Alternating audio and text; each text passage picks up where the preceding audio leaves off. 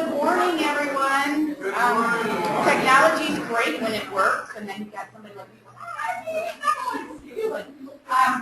I'm Penny Myers, and I am the director for Wisconsin Coalition Against Sexual Assault. Thank you all.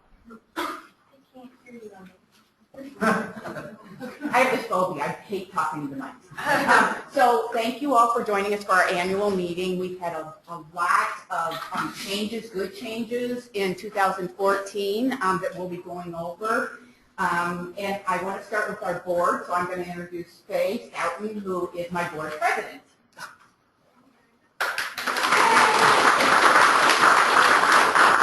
Oh, I have to do this? Yeah. I don't think so. Here, I'll do it for you. I can shoot a gun, I can't do that. I'm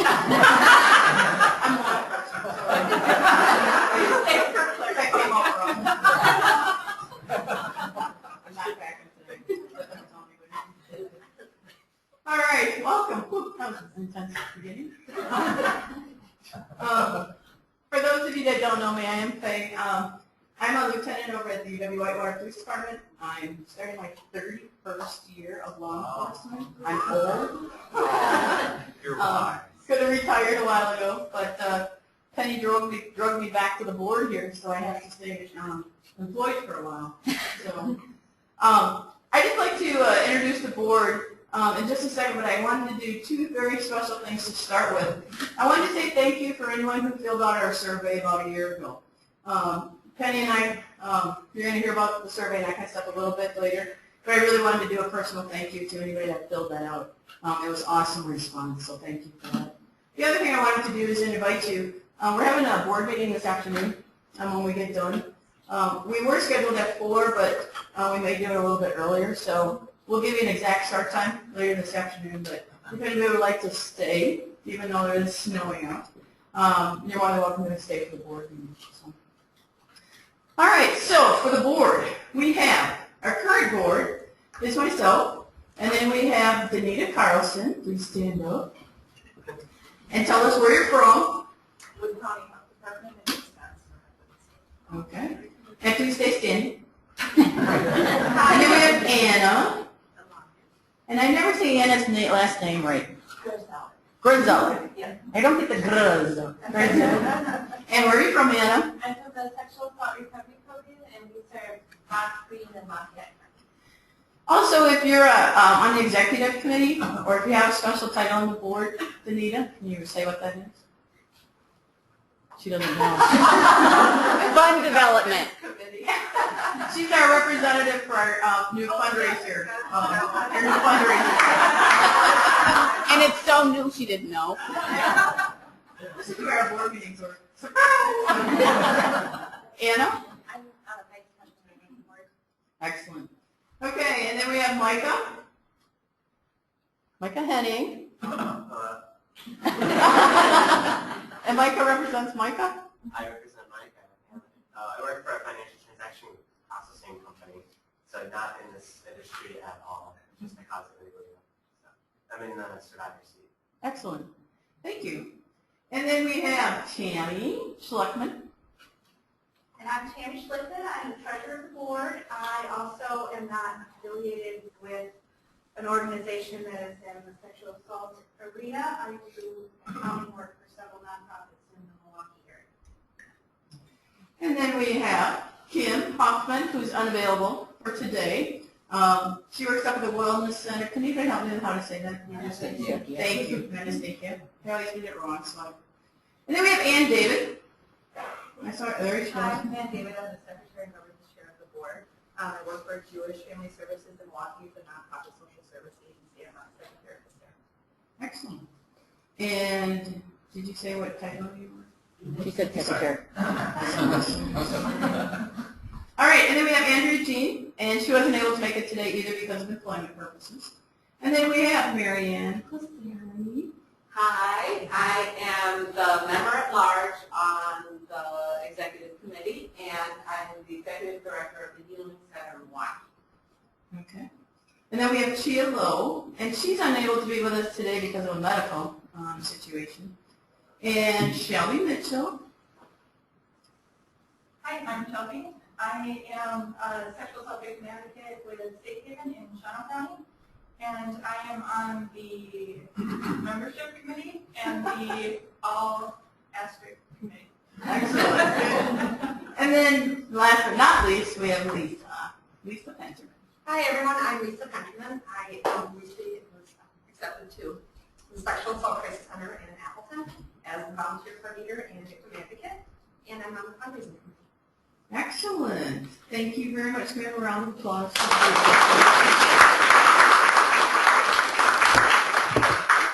would ask Mary Ann Shelby, just please stay standing.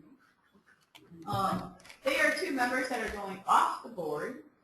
Mary Ann has served her maximum 6 years, something, service. And it's a long word. So she's going to be leading the board. And Shelby has chosen at this point that she needs to do some other things. And so she didn't go for re-election. So thank you very much for your years of service. And we have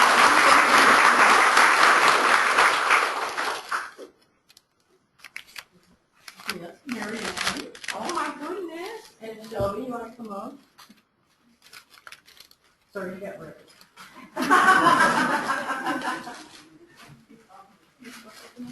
Your choice.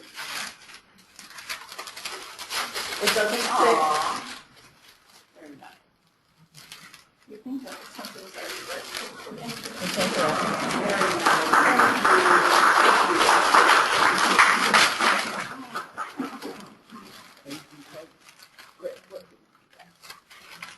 You're very welcome. Thank you for serving.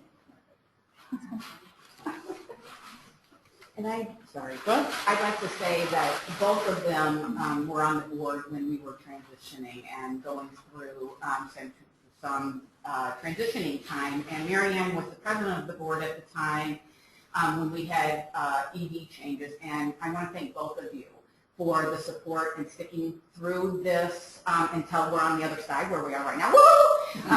Lots better. And but really, thank you very much. All right. And then we have a new elected board member, and I believe it's Marika. Is that how you say it? Is she Marika? Oh, she's not here. Well, that's it. She's off the board. People might be online joining us too. Oh, people are, oh, nice. Sorry, Marika, if you're online. Okay. But she just got elected with this last election, and so I'm anxious to meet her. I haven't personally met her. So she is going to be on the new. And also newly appointed during this year was Andrew Jean. She was just appointed in July. And then re-elected, we have Ann David, ran and was re-elected. Ann, could you please stand? And Lisa. They were both on the board and they re-ran. So thank you very much. So those are the board changes that we had over this last year. So this is our new board. We will do some elections in January in regards to the executive committee, president, vice president, treasurer, secretary. And do you remember which ones are up for voting? It will be the standing member at large. The standing member at large. Yep, and the presidency. And treasurer. So those positions are elected off of the board. So we will have a new executive committee starting January. So that's it. I think that I was supposed to do. Is that correct, Penny? Oh, you got the last name? Yes. Oh, Gabriella. That was a test to see if you were looking at the slides. You passed. So you can stay on the board. Good.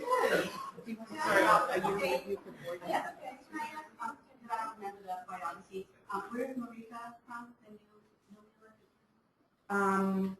I'm not sure. Anybody know? She's from the Milwaukee or Greater Milwaukee area. She specializes in human trafficking. Oh, that's right. She recently formed a collective. She's an LPC in training. Okay, thank you. I have her bio if you want to look at her too. I have her bio with me. I'm glad I'm not the only one with short-term memory. Okay, I was supposed to do a kind of a year in review for the board. The board had some adjustments to me being the president. I'm a process woman, and I believe in agendas, and I believe in people doing work before they come to the meeting. I understand there's time for networking and those kinds of things, but we're bringing people together for a board meeting. It's time to do businessy things. And so there's been some adjustment, and everybody's adjusted appropriately. We've been doing a lot of work on the board. We've been getting a lot of stuff done.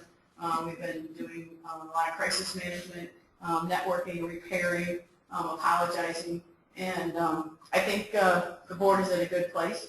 We're still very low with board members, if anyone is interested in being on the board.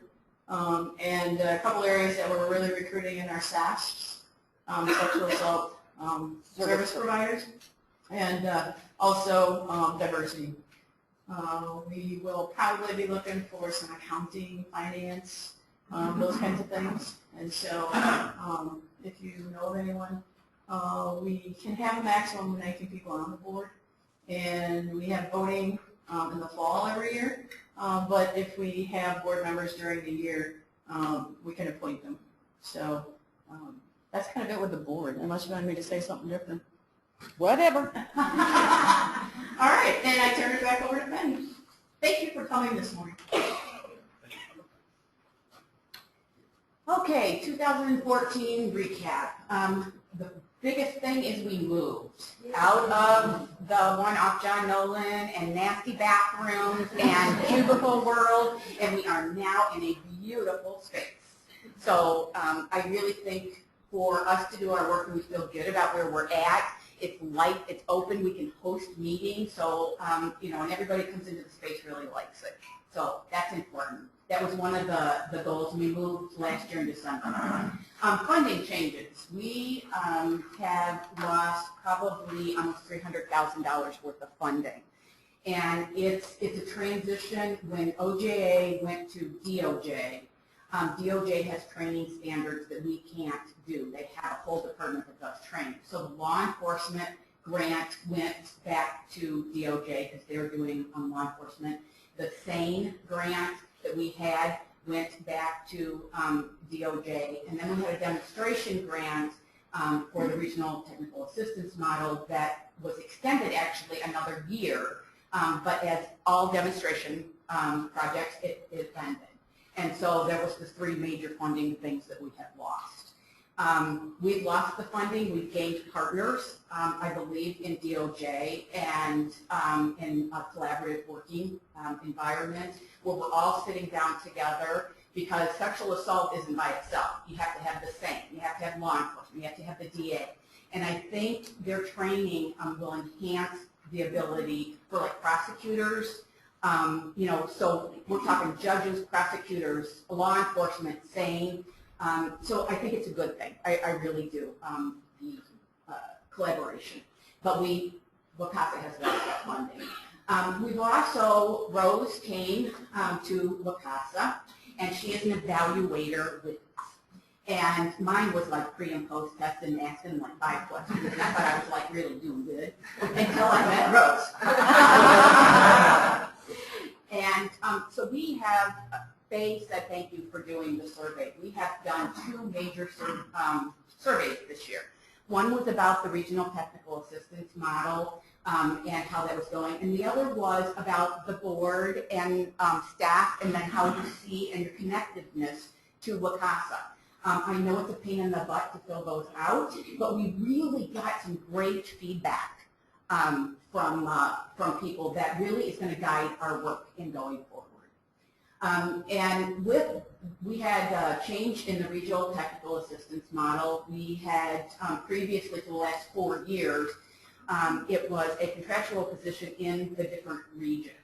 And due to some funding losses, significant, and the regional technical assistance model ending, we have gone back to an older model where WCASA staff is now the technical assistance people. And so this was what it looked like with the contractual positions, and I need to put a shout out to Ann McKinley, Jessica Lynn, Pam Malin, Stephanie Collins, Marilyn Kyle, and Lynn Johnson did it too.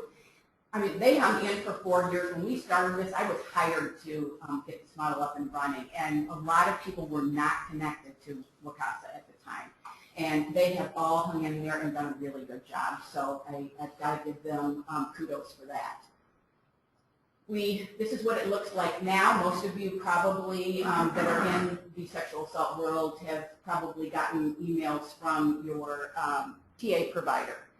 I'd like to say too, under the new model, it's not just that the staff that is attached to that, but we all have specialties. And so don't be afraid to call someone. You don't have to call your regional rep to get Ian to do a law enforcement, or Lynn to do something, or Rose to come out and do prevention. We're all in this, and I think WCASA's staff right now is probably the best that I have seen since I have been in Wisconsin doing this. I mean, we are really at a great level for evaluation, for writing grants, for looking at different stuff. I think this is great. Collaborative partners, DOC, we are working with right now for PREA. We've had Prison Rape Elimination Act, which is different than it has been, and Susan from DHS has really partnered in the last couple of years, and with Kelly's help, I think the prevention is like, yeah. I think for the first time, sexual assault programs are looking at primary prevention instead of just intervention. That's a huge change in the field, but it's a welcome and needed change. This handout is on the back table. If you wanted to actually have the handout, it's on the back table. Our membership is, we have 50 staffs, and that's an all-time record high. Affiliated organizations, 42, friends, 9, so the total is 149. We have decreased this in the last 2 years. I think there's been not the SASP, but the other ones have decreased. And our newest SASP is almost in Milwaukee, and they do excellent work. And there's a map of all the SASs on the back table too. I'm her Vanna White. I'd like to introduce the staff and have them come on up here. Again, I'm Penny Myers, Rose Hennessy, Ian Henderson, Dominic Holt. Say what they do. Okay. Well, they're going to introduce themselves. Oh, okay. Sorry. Lynn Johnson, Bob Gennon, Bob, Naomi Takahashi, Kelly Molitke, Peter Fiala, Ginger Francis, and Kathleen Brandenburg. And I want to say thank you because you guys are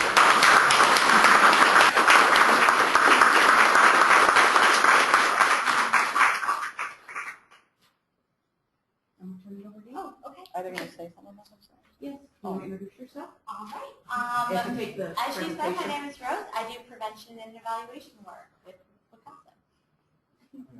I don't know. No, we're all going to do it. Yeah, okay. Yeah, I'm Dominic Holt. I'm the new lobbyist, also known as the Public Policy and Communication Officer.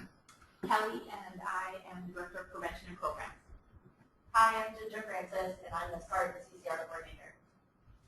Peter Fiala, Technology and Events Coordinator.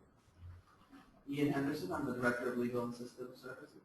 Lynn Johnson, Program Coordinator. Bob Ian, Finance and Operations. Naomi Takahashi, Outreach Coordinator. And you can see that there are quite a number of new staff members that have joined WCASA, which we're really glad about. So, go ahead.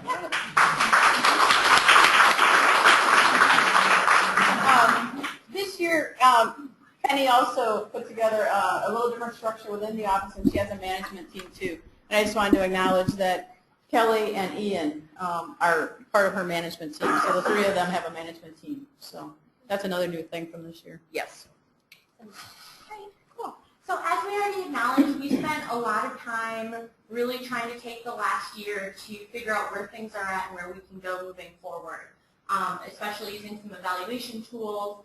And we did have 2 major surveys that we sent out and a third one too. And they may not have gone to everyone because we targeted certain groups. So we submitted a budget advocacy survey which went to staff and informal sexual assault service providers asking about what your budget needs and your priorities are. And Dominic has been collecting information and is using that to help inform the legislative agenda and lobbying efforts. So we really appreciate your feedback there. We did a climate board survey, which I'll talk more about, to figure out what connections people have with our agency and where we're at. And we also evaluated our regional technical assistance model. So, I'm trying to keep it all short. With this board climate survey, I met with Penny and Faye, this was initiated by the board, saying, let's put something together. And we really thought about what questions we asked, and with each question, how are we going to use that information. We released it in February. We received 126 responses, and then we asked 4 different things about each participant. What their position was, how many years they've been connected to WCASA, what region they're located in, and their self-identified race or ethnicity. Oh, and that planning meeting part is important. We met a lot afterwards to think about what does this data look like, how are we going to use it. We've met as a full board and staff, and unfortunately we were hoping to have like a documented action plan to give you, but we are still in the process of going through this information and really making sure that we're capturing results to figure out how to move forward. So some real basic things. I've got 3 slides of general results. We asked people, do you feel supported by the agency? Do you feel connected to staff? And do you feel connected to the board? And just to talk about that scale, on the left side is 1, which is asking for disagreement, and on the far right is 7, which is asking for agreement. So you can see we're slightly above average, very slightly, on most of those items and slightly below. So there's definitely some room to move forward with that. We also ask people how WCASA helps them make connections to a statewide movement to end violence, to resources, training, services, and then other providers and allies. And you can see that the results here are a little bit higher, slightly more even above average, definitely with room to improvement. And that's kind of why we use that larger scale to see those differences. And then lastly, we asked, because we had some people who were just like members and some that were actually agencies, so whether you're a member or you're an agency, do you feel that the agency is meeting your needs? And the respondents in green indicated agreeing or strongly agreeing in dark green, and in red, disagreeing or strongly disagreeing. So we see that about 75% of participants agree that their needs are being met, but that means that a quarter said that they're not. And so after this question, we asked everyone to say, why did you rate that agreement? We have all of those results. We have them online. We're not going to go through all of them because that could be 3 hours up here. But 3 days. 3 days. But if that full report is available, it's on our website. We encourage you to go look at it. If you have feedback, we encourage you to email us with other thoughts or reflections. And when I showed you those 4 things about region, position, we took every one of those questions and we took the time to stratify them. So when we asked people, are your needs being met, we were able to look at this by the Northeast region and people who identify with certain racial ethnic groups and people by position. So we're really trying to be strategic about how to reach out to those certain groups because we know that we're not just one single group as an entity. All right. We've been doing some general evaluation of how we provide technical assistance at the agency. So between our consultants, our regional technical assistants, and our staff, from January to September of this year, we provided over 1,500 technical assistance requests to service providers, to system people, education, medical, you name it. When we look at the specific content areas, our top area that we provide technical assistance in is in prevention, followed by all, which you'll hear more about, which is kind of like our underserved, like really that would be anything about like helping people be more accessible to victims, to how can I make my prevention really inclusive for certain members of my community. Program development, advocacy, and community development and organizing. And when I saw this, I was really proud. I was like, I feel like this is reflecting the mission of our agency to create the change necessary to end sexual violence. I think those areas are reinforcing that. When we do trainings, we evaluate each session. So if someone went to something like Paths to Healing, there might be 4 breakout sessions. Or if they went to Save It, there might be 1,000 breakout sessions. We take the results for every session and we compile them together and ask standardized questions. So between all of our trainings in the last year, both online and offline, we had over 1,200 objectives that we were trying to meet. And when we asked people, are we meeting those objectives on that same 1 to 7 scale, they rated over a 6 on all of the outcomes that we're looking at. So that includes having expectations met, saying that they're going to use knowledge or skills, and recommending the presenter. So that's good feedback for us on how we're providing training. And then lastly, we evaluated our regional technical assistance model, and luckily Penny already talked a little bit about that. That scary looking thing on the right is the logic model that we came up with the advisory board, which isn't meant for the general person, it's meant for us to figure out how we're going to evaluate the program. So what that is us saying what we think was happening. We believe that more trainings are being provided. We believe that more technical assistance is being provided. And then when we went to evaluate it, those are the things that we looked at and measured. So we did it using 4 different methods. We tracked all of our technical assistance and training, both as staff and as consultants. We exhibited a provider survey to a very set group of people who've been connected and working in this field for over 5 years. It was a snowball kind of sampling method where with our demo board we asked them, like, who are these people? Who do you know? We couldn't get everyone's email addresses. Some of them aren't in the state anymore. But between them we sent that out. We did interviews with the regional technical assistants, and we had a staff focus group. And I put a triangle because the way that we evaluated it was using a method called triangulation, which is when you kind of look at all of those results together to make some conclusions about what's happening. Oh, and one thing that I should say, we didn't have any baseline data. You know, like in a perfect world, if you're evaluating something, you do have like this information to compare and this after. So everything that we were doing was kind of retrospective, looking back, and that's a major limitation of these results. Don't share my limitations. I didn't know how to do. That wasn't how that was. We're more of an open, free kind of agency now. So some of the things that we found, and again, all of these things are written in a report that they were just posted to our website, and we welcome you and encourage you to go check that out. It's under the same link as the previous report. We have evidence to support that this model really did help us provide more trainings, which isn't shocking to us as a staff, but not just more trainings, a larger distribution across the state. So instead of things all being located in like the South Central, for instance, we actually mapped out, and in the evaluation report you'll see a Wisconsin map of the locations where trainings have taken place. This is, again, everything's a 9-month sample, which is limiting because we know things have been extending beyond that, but you can really see that we were reaching the Southeast and the Northwest and all of that with this model. We believe that more technical assistance was provided. On average, from month to month, that maybe a quarter of all TA provided by the agency was by regional technical assistants. There's slightly more program visits by RTAs, and that there's potential evidence to support increased relationship building between WCASA staff and programs. Some of the things we learned, that regional technical assistants and staff provide similar forms of TA, whether that's email or phone call. The percentages look very similar.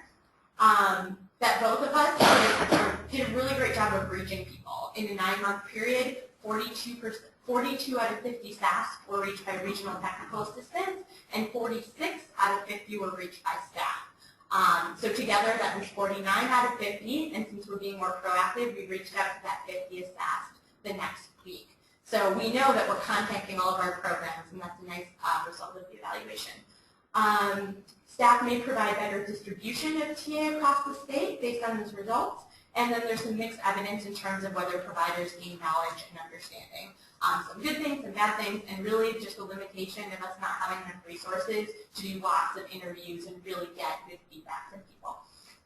So that is that. Thank you.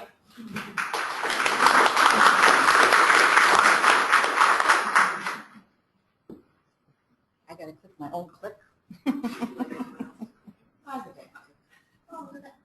I'm just going to talk quickly about, this was the old regional map for last year. And again, just like Penny said, just to really thank the the regional technical assistance folks that did, you know, in their regions last year. It was, is a great bunch of women that really did a lot of excellent work. I really applaud them for the hard work that they did in their regions. They really did an excellent job.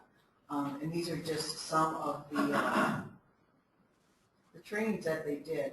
I'm not going to name them all because you guys can read. But they really did a lot of variations of trainings. You know, some same events they did. They went to programs to talk about what they were doing, volunteer, how to get more volunteers involved in the work. Mental illness was one that people wanted, which was kind of different. Braveness World, I think we brought that to almost every region. I think Braveness World. Reproductive health, obviously, is something that we'll talk about a lot next year, too. Prezi, which is what this is, Prezi. This is Prezi, and I know Rose will talk about that more, too, if anybody wants to know about this Prezi. Policies and best practices, rule issues, child advocacy centers, legislative updates. You went everywhere, didn't you? Go to all the regions last year? Okay, now you got more books. Yeah. Networking, support groups, and we, did you say the 800 and some people? Yeah. Or was it? Okay. Oh, that was first, okay. Okay, 898 people trained, that's amazing. I'm not sure that we're talking this one. And this is what it looks like now. So I think everybody knows who their new regional technical assistance folks are. The SAS will be getting a survey hopefully before Thanksgiving, maybe hopefully. And in the survey we're going to ask for trainings that they would like to see next year. I know we've talked to some SAS personally already to let them know the survey's coming out to see what they would like next year. A lot of folks are looking for human trafficking, and we are lucky to have somebody trained in human trafficking. So that everybody should get that next year. And that's it, because they told me to talk really fast. And so I'm done, even though you know that I really like to talk. So I'm done, and now. How about Survivors and Allies Task Force? Oh, I didn't know I was supposed to. Okay, yeah, but I'd love to talk about Survivors and Allies Task Force. So there's 2 Survivors and Allies Task Force gatherings, and we did something really cool this year. We went to Green Bay, which was awesome, and there was a lot of awesome new people that I had never seen in Survivors and Allies before, so we really reached out to a whole new group of folks, and that was really, really exciting. And we did part of the monument quote. Has anybody seen that monument quote? That was really awesome. I was hoping actually to get it sewn together to bring it today, but I think there's a picture of it, right, Peter? We'll get to it. Yes. Okay. You'll see a picture of it, what we did. So that's really awesome. So we look forward to doing that next year too, and maybe bring it to another part of the state, because that would really be, I would love to get it all around the state. Anything else? Thank you.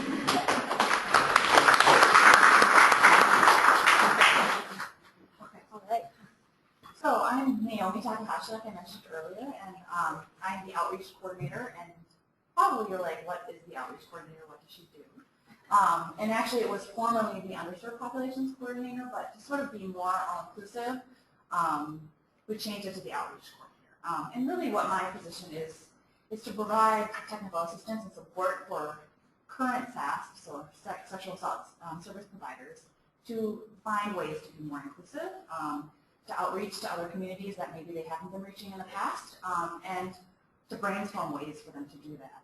Since we all have oppressed populations within our communities, and many of us are not reaching them. And so that's really a part of my larger goal, is to find more culturally specific agencies that offer sexual assault services, and to sort of encourage them to gain more resources, to network with other service providers, so that those systemically oppressed groups can have more access to sexual assault services. And as well as that, I'm also co-facilitating the LGBTQ committee. And this was a committee that was created in collaboration with End Abuse Wisconsin and WCASA, I think it was 10 years ago.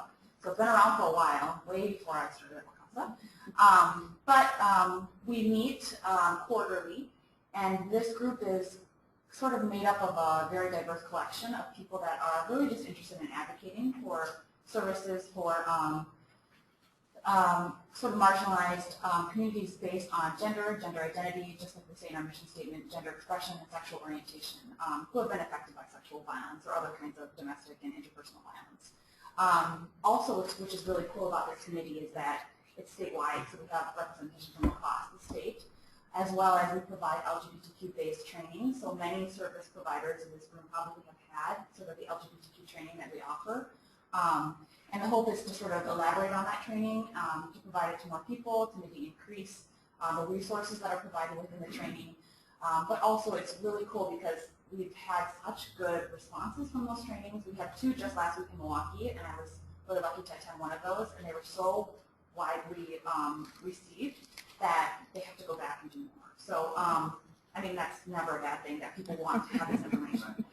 And to know how to reach out to these populations, and to make sure that you're doing the right thing. So that's a big part of my job as well, is to be a part of this committee and to facilitate it. Additionally, you probably have heard people mentioning all asterisks. So Shelby mentioned it, Rose mentioned it, and later on, Alice, one of our members of this committee, will be talking briefly about her experiences in that committee as well. But first, I'm going to just focus more on sort of this, sort of the technical things behind this group. And it was created by a subcommittee of the board. I think it was in late 2012, really spearheaded by Mariana Rodriguez from UMOS, our newest staff. And she really wanted to inform and facilitate WCASA's work in a more inclusive way. And to do that, they wanted to create a committee that was had that purpose, to facilitate and inform WCASA's work, as well as the work that service providers are doing right now in the state. So our vision is recognizing and understanding the history of oppression, and we are committed to anyone and everyone who has ever been, is, or will ever be affected by any form of sexual violence. And really what this means is that we need to understand historical trauma, we need to understand oppression in order to really help those who have been oppressed. And as we know, those populations are often the most prevalent in terms of sexual violence. And so how do we reach out to them? And how do we use the voices in our communities to know sort of the right way to do that? And so we have 3 strategic directions that were created by a strategic plan that was formulated before I got to WCASA, but by the all committee. And these 3 directions are split into 3 different committees within the work group. We're still looking for more members to sort of diversify the voices that are included in that group. But each of the 3 committees are sort of focused in these areas, and to develop techniques or information in those areas and resources for other people, and then bringing it back to the whole group and discussing those things. And so this is who we are. So we're advocates from across the state committed to sexual violence and oppression. And then in 2012, they changed their name. It started off as underserved populations to be more inclusive. We became all asterisks. And that's really to include all populations that have been oppressed, not just what we consider underserved. So now we have this 3-year strategic plan that we're sort of in the midst of. We're coming up on our 1 year in January, and then hoping to continue the work and include more advocates as we go along. And that's our practical vision. And I think Alice will be talking a little bit more about sort of her involvement later. Handout on the back table. Yes, and our brochures on the back table. Thanks.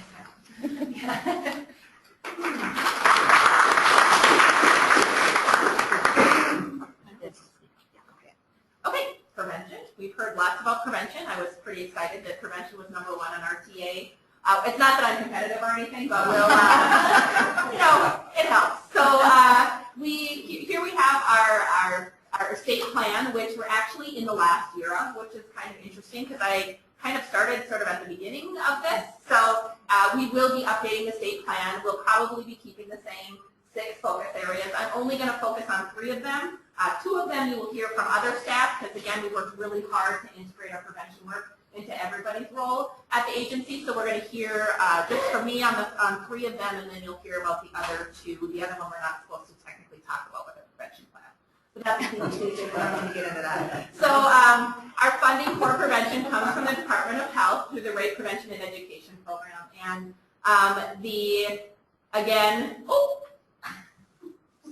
what happened? Oh, there we go. Again, we love logic models, and everybody doesn't, so I'm not going to go through it all. But basically, we just wrote a new 5-year grant in the last year. This is what it looks like, and of course, you can see that and read all of that. But we really try to be very strategic, both within our state plan and in our grant.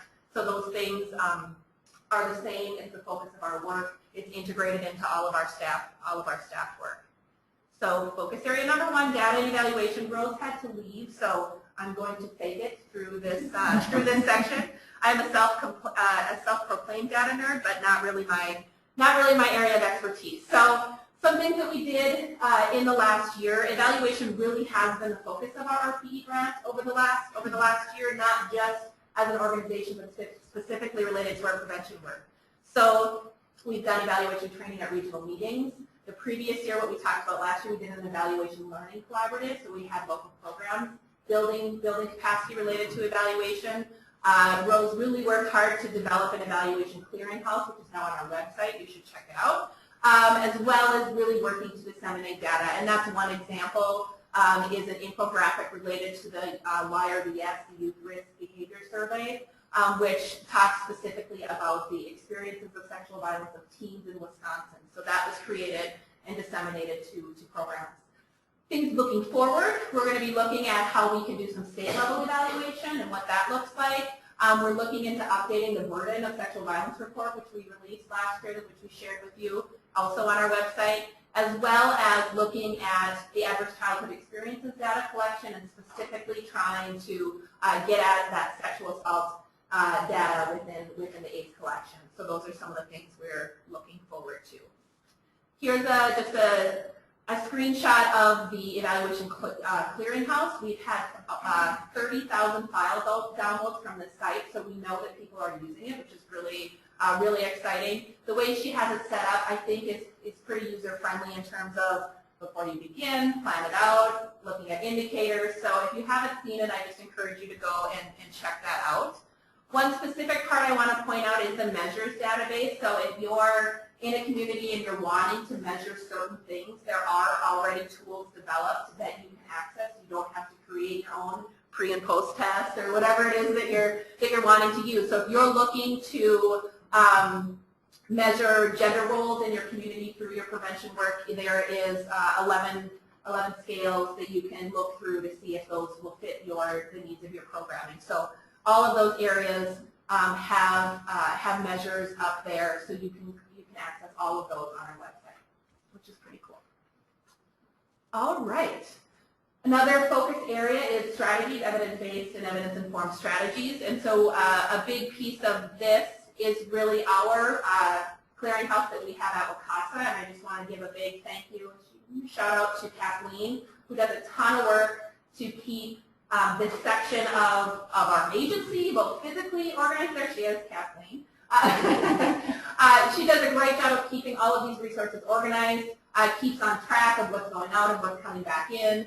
We also were able in the last year to purchase over 50 resources for local programs, over $6,000 spent on resources that we were able to provide to our staff related to prevention, which is really exciting. We're also doing a lot of work around ACE. Both Susan and I have been gone through a certification training, so we're able to provide ACE trainings in communities. So those are some of those evidence-based things that we're looking at. We also, moving forward, is we are going to, and I know we've been saying this for the last couple of years, but we really think it's going to happen this year, is we're going to be hopefully releasing an RFP for projects to be implementing evidence-based and evidence-supported strategies to prevent sexual violence in their community. The holdup really honestly hasn't been at our in-state end.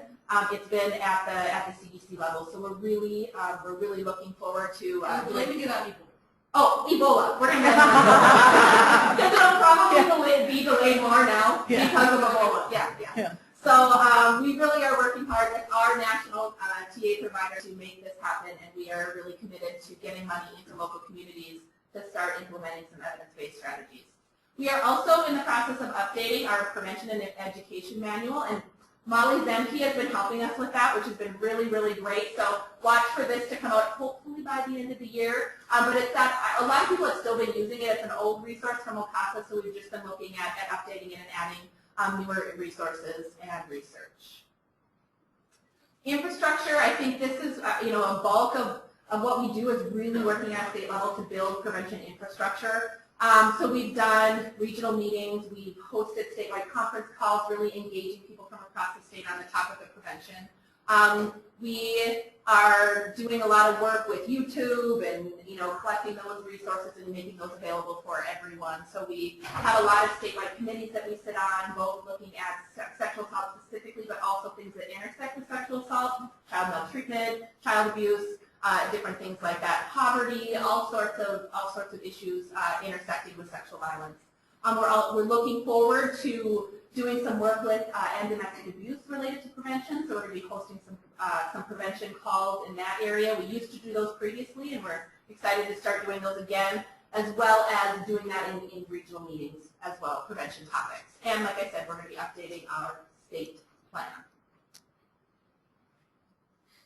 Another thing that we've done a lot of work around has been reproductive health. It's one of our WCASA priority areas, and so we've really been reaching out to people who are doing reproductive health work, both at a state level and within local communities. So we've developed a lot of new partnerships. We've done some press releases on the topic. We've done webinars. We've done trainings. We've brought in our reproductive health partners to offer some webinars as well. We're also looking at it from a prevention standpoint and really what the health promotion piece of sexual assault is, healthy sexuality, and what that looks like for prevention and moving forward. So this is a really big part of our work. It's one of the favorite things that I have that I do. So I'm really fortunate to be able to be doing and working on these collaborations. One specific thing that we're doing is we're working with, again, DHS, as well as Healthcare Education and Training, HCET, provided just a little bit of funding to 4 local communities who are taking their family planning provider and their sexual assault provider and building their relationships between the two to work on assessment, referral, and really formalizing. A lot of these places had some good relationships, but they were maybe interdependent of an individual person. So I get along really well with Dominic, and we work well together. But it's not so much our organizations that are doing that. So they're writing MOUs, they're formalizing intake process, they're formalizing referral process, and so we're meeting with these folks monthly via GoToMeeting. We had some in-person trainings as well. So this is a great thing that we hope to then, in another year or so, be able to share with everyone and say, like, hey, these are some best practices that folks have figured out related to advocacy and reproductive health. And then we are super excited. Unfortunately, she couldn't be here today, but we were able to secure funding for 1 year only for some campus-specific work. And so we've kind of focused it. We know it's only 1 year, so we've tried to be really strategic about what we can accomplish in 1 year, as well as campus being such a hot topic nationally and within our state related to sexual assault. So we are we're fortunate to be, I think next week we have a staff person. 24th. Okay, the 24th. So she's going to be starting, so you'll be hearing from her. But really looking at outreaching to initially the 13 UW system campuses and staff to trying to build relationships and connections between them. What we hear from campuses often is that they don't have a place to connect with each other. So if there's an individual person that they know, they maybe are connected, but there's not anything sort of systematic. So we are going to help them do that, both through listserv, regular meetings, bringing them together, bridging some of those gaps, as well as providing on-site technical assistance training. So basically the stuff that WCASA is good at and that we do, we're trying to do that from a campus-specific focus. And so we're really excited to get this work off the ground and watch for more resources and information in this area in the coming year. All right.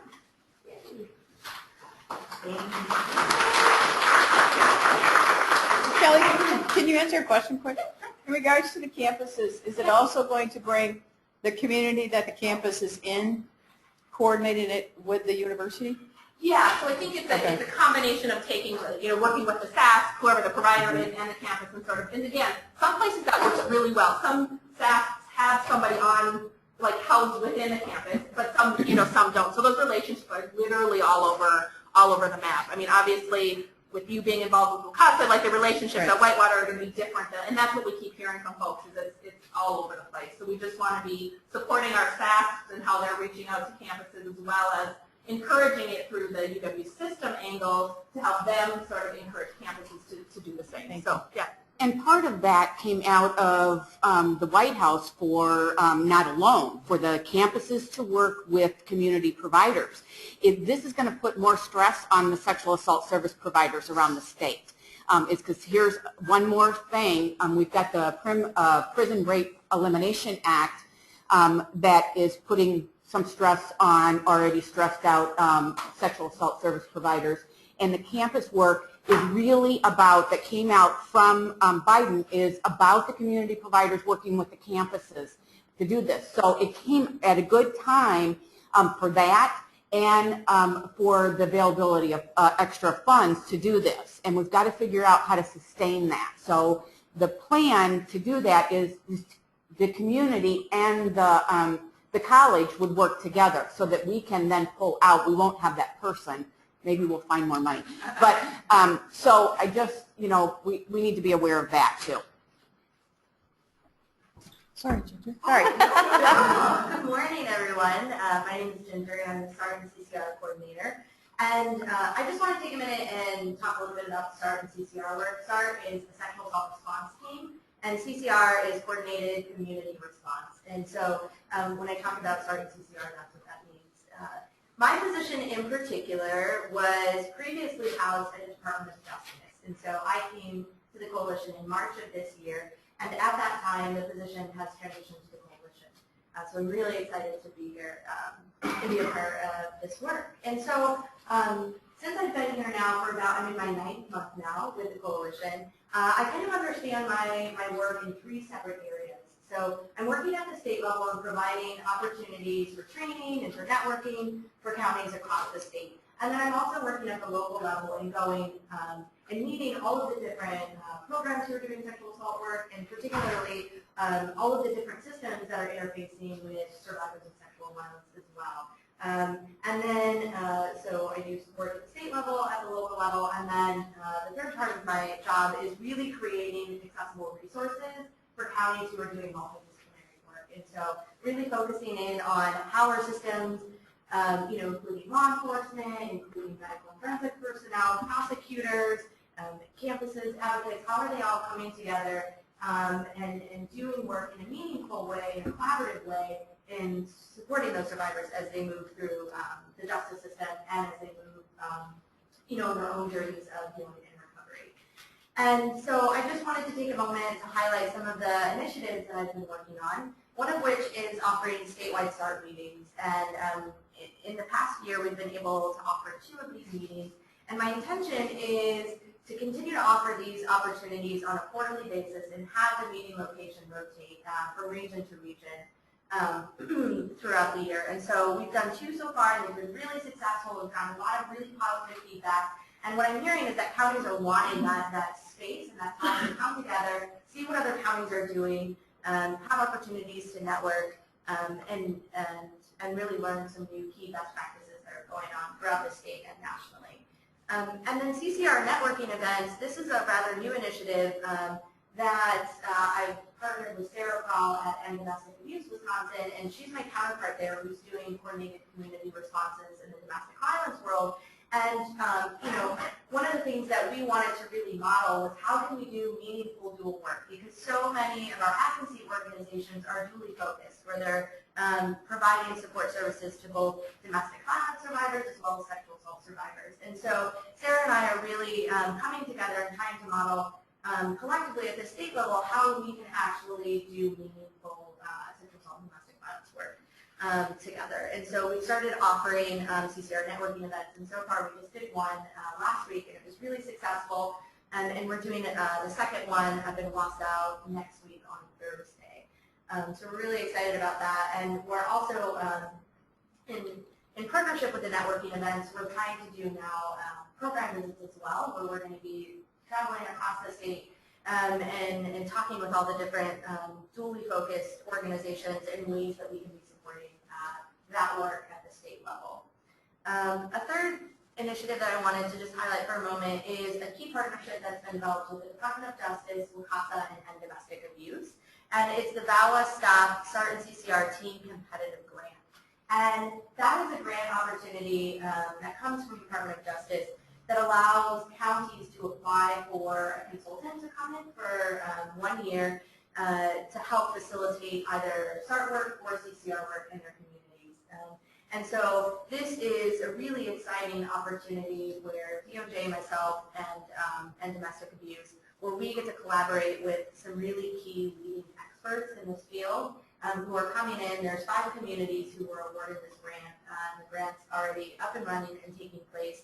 And so we get to work with a really great team in helping counties in figuring out how to really do successful multidisciplinary work. And then lastly, what I wanted to talk about was a really exciting resource that has been submitted to DOJ for approval. It's the Tools for Advocates Working with Incarcerated Victims of Sexual Violence in Wisconsin.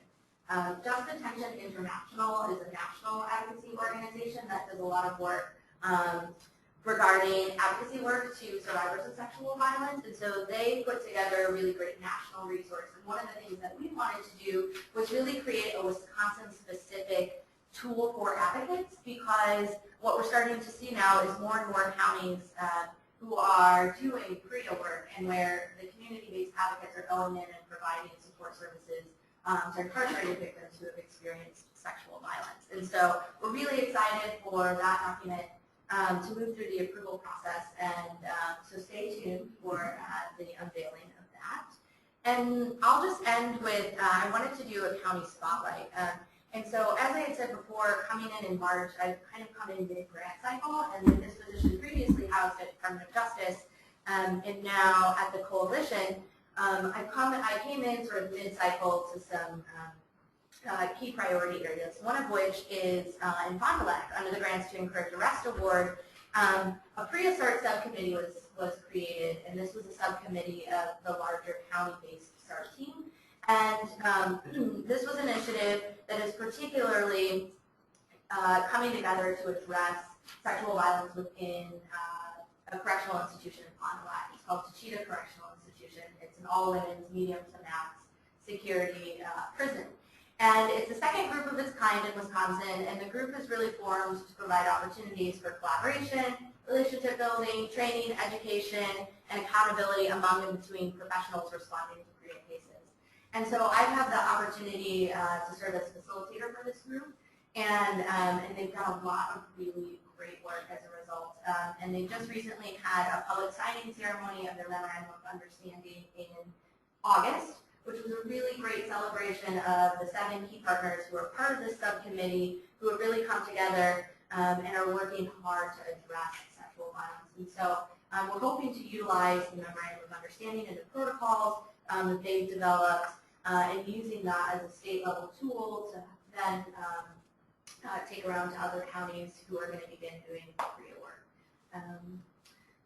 So I just wanted to give a shout out to that community and thank them also for allowing me to be a part of their process. And I think that's it for sorry, Cecile, I'll turn it over to you.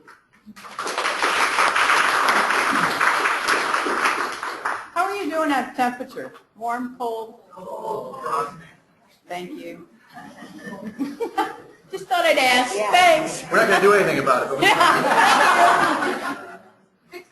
Yeah. We'll build a little campfire. Well, good morning, everyone. And I'm going to be talking about some of the legal work that we've done, as opposed to the illegal work. No. Legal training and technical assistance work that WCASA has done. And then I will turn it over to Dominic, who's going to talk a little more about our policy work. So, at previous annual meetings, we've talked about how WCASA has shifted their legal trainings over the course of the past years. When I started at WCASA, we held a legal training once a year, and it was on a topic that was a change from year to year. We kind of rotated where it was held.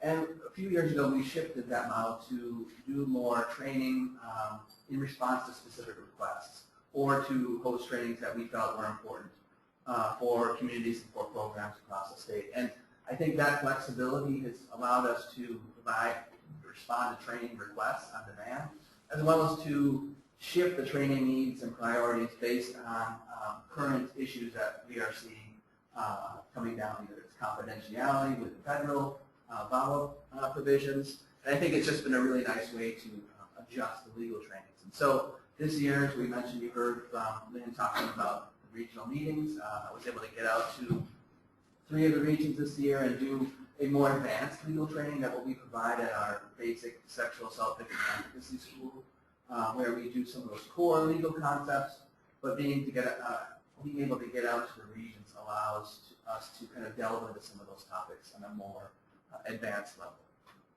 Also wanted to talk about some partnerships with the Department of Justice, and that we provided some training at their sexual assault trial advocacy training back in April. And I did that in conjunction with Audrey Skorowski, who's the Violence Against Women Resource Prosecutor. And then she and I did another smaller part of the training at the Victim Witness Specialist, nuts and bolts training. So that's just highlighting, again, some of that continued partnership with the Department of Justice. We, for the second year in a row, presented, Kelly and I, at the State Victim Assistance Academy. And then just yesterday, for the second year, presented at the law school at their humanitarian immigration law class. So that's been a really exciting partnership for me to talk to law students who are in immigration clinic. And that's where my background is, so I've been excited to work with the law school on that. And you can see the number of people we've reached, just under 300 with our legal trainings, and that certainly, we never had that big of attendance at the legal training. And I think we're also looking at how we're providing those trainings. I'm able to do those in person, but we're now starting to build in webinars. And I want to put in a plug for 2 webinars coming out next month that are related to both the federal confidentiality provisions, and we partnered with End Abuse and talked with them. I talked with directors back in September, I think it was. So we will be doing a webinar on that, and then the second part of that series will be on services to minors. Again, those topics that are complex, that we don't always get to delve into at our core victim advocacy school. And then I just want to highlight one other thing that continues to be in the news. We've been busy fielding requests from reporters regarding forensic exams and issues related to forensic exams and payment and processing. And I just wanted to highlight the work of the Attorney General's Sexual Assault Response. Back in 2012, the Attorney General created this team to really address processing and payment of forensic exams in Wisconsin. And through that work, that committee has been meeting for nearly now 2 years, looking at trying to offer consistency in the provision of care for victims who are getting medical care in hospitals and same programs across the state. Looking at the composition of kits, ensuring those are standardized, and how those kits will be stored, transmitted, tested, and then billing practices. And you may have heard about this. We did a webinar a couple weeks ago, Audrey and I talking about looking at existing state law. I don't want to get into all of that right now, but there is a webinar on our website if you're interested in more information about storage of kits going forward. And that group has developed a consent form, and that's just a work in progress. It's not anything that is finalized. That would address how victims who are uncertain about whether or not they want to report to law enforcement ensure that their kits are stored. And currently that committee is looking at a 6-year storage period. Again, it's just giving you updates on the work of this committee. Nothing is set in stone. But for more information, definitely see our website and take a look at the webinar. And then the issue that continues to crop up is looking at how many untested kits are in Wisconsin and what's going to be the process for testing those kits, and how that there's a subcommittee of the Attorney General's SARP that's looking at that. Penny and I met on that group earlier this week and continue to look at that work and to address that issue that continues to get, and undoubtedly will continue to get media attention. And there will be a survey coming out. One of the things that they have asked us to do is, in response to the rape kits and the backlog, is to talk to service providers, advocates, and also talk to survivors about that process and what they would like to see happen. So in the next week, that will be coming out for people. Right, so we're looking to try and get feedback, and that was one of the things Audrey and I did in our webinar, to get feedback about the process going forward. When Penny referenced that backlog, I just want to be clear, it's not a backlog at the crime lab, those are untested kits that are sitting in various law enforcement agencies. And hospitals. And hospitals across the state. Yeah. I'm thinking with the military too, because that's a big issue too, because they have to keep their, for 6 years, and a lot of times they go to local hospitals and stuff, and that doesn't I happen. mean, they are not represented at the SART. I mean, I guess we're thinking that what we're working on as a statewide team will address how kits are handled across the state. So I mean, I guess if those kits are being held at hospitals, this work of this group should inform that, I think. But yeah, no, it's not specifically focused on the military. No, I'm not saying that they should be part of it. I hope they're connected. Okay. We get a lot of those calls. Right. Okay. I am turning it over to Dominic.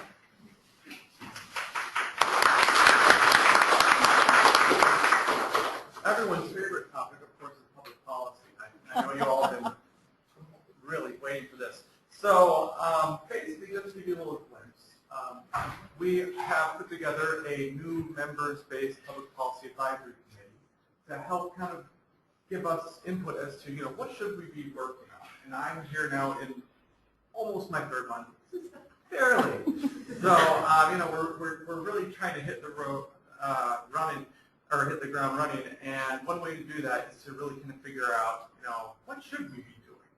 So this gives you kind of a list of 7 items that are the primary things that we're thinking about, and that we're actually doing a little survey to figure out, how should we tier these? What's going to be our top priority, and second to third, and whatnot. And I'm going to be very quick in just giving you an idea of what these things are. Like, what is a company? This is not when I take my dog out to go walk and accompany her. That's completely different. This is all about accompanying survivors throughout the entire process of the medical system, the criminal justice system. Currently, as you know, sexual assault advocates can be kind of booted out of the room, rooms, not just the same exam room. So we are interested in working on this as we did in the past. Ancillary costs, you might ask, what is that? This is looking at how we can get the state to help cover the costs that sexual assault survivors may incur beyond the actual forensic medical exam. You're nodding your heads, you know what we're talking about here. Data, we don't have much. We like to have more. I think that's kind of the basic point here. And we like it to be systemic, something that is done every year. Basically a dimming of, so data, not exciting. No moving on. Healthy Youth Act. We are thinking about working on improving that currently watered down law, and or working on other kind of school prevention bills. Then housing, this is something that is often overlooked, I think, when we talk about sexual assault survivors.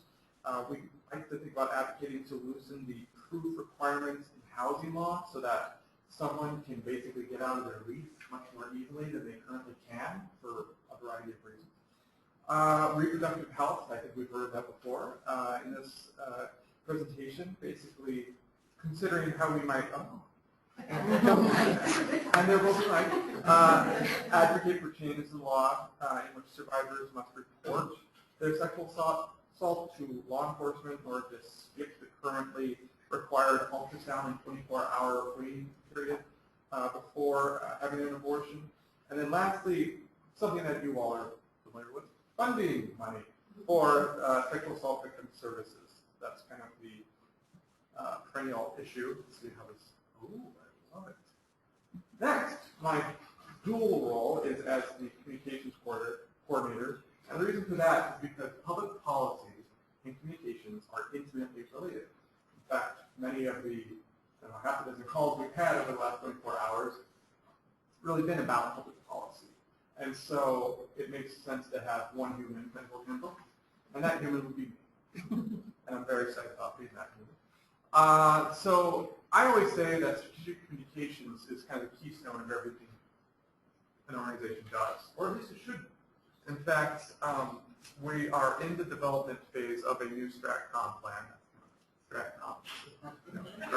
And the idea is that we want to make sure that our communications fully leverage the coalition's work and achieve its mission by, among other things? Well, we want to inform the public debate. We want to be sure that the statewide coalition is shaping public policy in more ways than one, not just me going to the Capitol. We want to build and advance the WCASA brand. We want to increase our members' capacity to do strategic communications.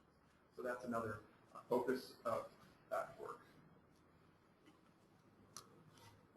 Statistics.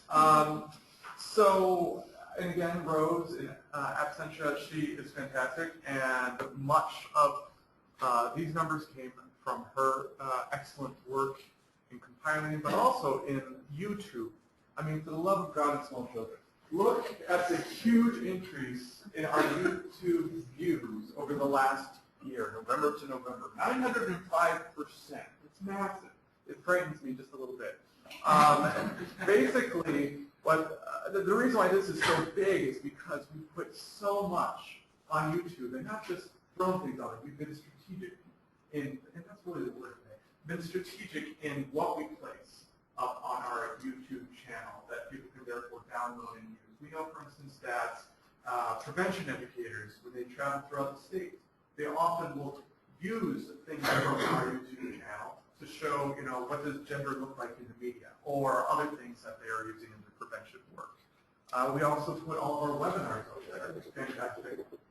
AG Start webinar and others you will find there to download. Gosh, it's been so impressive that we have reached 161 countries. Rose, or Kelly, somebody did the calculation, and it's like basically the whole world. We are everybody and their brother, and we're very excited about this course. After the U.S., I think you'd like to know that the 5 top countries viewing our YouTube channel are Brazil, India, of course, Ethiopia, of course, Colombia, and the Philippines. Talk about unexpected, impressive. I could go into more depth, but I don't think I should.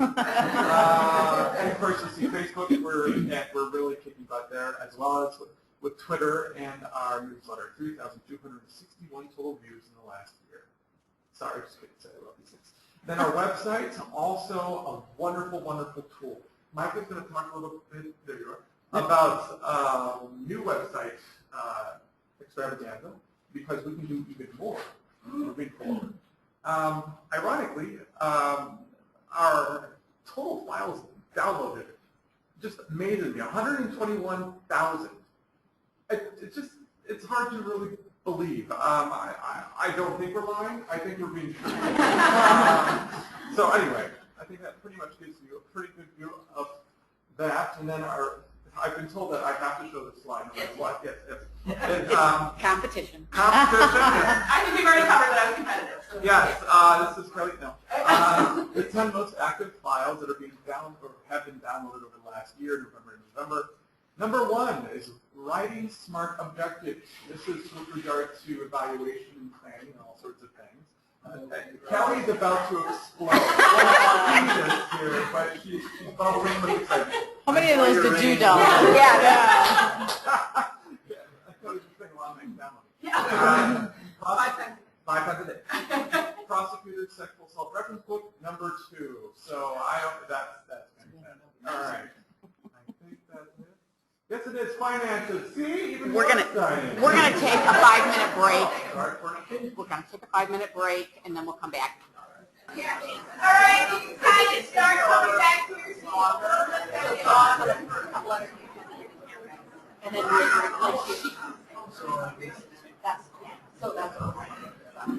Robert, you're on. Shelby's going to take that up. Oh, good. Area. Good. And then if we can coordinate it, when she actually gets to, I'm going to try to be on the phone.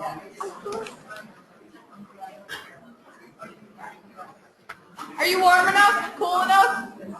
So? Okay. Well, welcome back. Hello, Bob. Yeah. Welcome back. I'm going to take all the credit for the heat. So I now move from number 2, most popular, to number 1. I'm really excited about being a part of Wisconsin's new management team under Penny's leadership. I'm Bob Keenan. doing the finance discussion, and we do that at the office. It's great to work with these folks. I never thought that I'd work with masters of social works that like pivot tables and evidence-based research. And this is just a really good group and really fantastic to come to work every day. I'm going to do a little synopsis on our finances of the recent past, present, and near future. Last year you probably saw this slide, and I will zoom in back that way. If you look to the upper right, between 1 and 3 o'clock, you see the red, green, and purple slices of our funding pie. And we are at about $1.2 million in funding, in total funding. And over the year, that's kind of how it broke out, how the expenses went. One more button. And now you see that red, green, and purple kind of shrinking this year. And this is this year's results of our finances. So we went down about $75,000 to $80,000 this year. Tammy will have some fun, our treasurer, later today in the boardroom talking about our next year's, our near future funding. Because you'll see that for the future. I'm getting dizzy, man. Yeah. I think we made the bump. But, we don't like bouncing money. No. Bouncing checks. So I see in the 2015 funding sources, those 3 funding sources are gone. And now we're down to about right around $1 million budget. So we're right in that $250,000+ that we have to change their funding sources. These are pretty solid numbers looking at the actual grants that we've submitted. And they're pretty good numbers. One of the things that I did want to touch on too is with this projection of incomes, it's good to know, I was talking to Tammy just yesterday, the board had put aside some money, and there's actually money in an account available to the board. You know, it's not just reserves that are just out there. No, that's actually cash in the bank. So I really congratulate this board and this organization for actually pulling that off and doing those things. And I look forward to working with Tammy. But I think right now, that's kind of the synopsis of the fiscal picture. There's our future budget, and this is what we're just getting off of for this year. So thank you, and I really look forward to working with the team. And this is, I'm hitting the forward button. Oh my God. Oh my God. All right.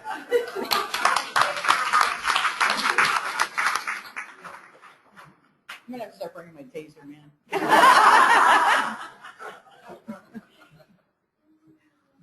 That doesn't sound good. She doesn't have her gun on today. So, when I'm not handling the technological abyss that is half of my job, I'm doing events, training and events. So, we have start off with webinars. As you can see, the blue is actual attendees, live attendees. Red is YouTube views afterwards. So more people log on afterwards or re-log on to resource the old webinars. So we've got, how many up there? 9. So we've been increasing the number of webinars over time. Various topics, intersection of violence and health. As you can see, policy updates, HE start. We've had, this isn't the official number of people trained, 1,216, as it doesn't include regional meetings and small meetings, but these are the bigger events. Can you guys hear Peter? So? Okay. You made me talk into it. All right, let me know if I There can. you go. There you go. There we go. Perfect. One of the big events last week was our Sexual Assault Victim Advocacy School. Usually we have 2 a year. This just so happened that since the last annual meeting, we've had 3. Just timing. 40 roughly attendees. We keep it to 101 topics, so it's basic advocacy, historical trauma, and get people acquainted with the basics, get people meeting each other, who else is doing work out there in the state. We do have a pool of scholarship money, so we help people get to, this November was in Madison. In the fall, we go to the northern part of the state. We also used to be 5 days, now it's 3.5. We moved some content to webinars. As you can see, those 6 topics down there. So those are about an hour each. We always try and take a class photo. We didn't do it this time. That's Lynn's fault.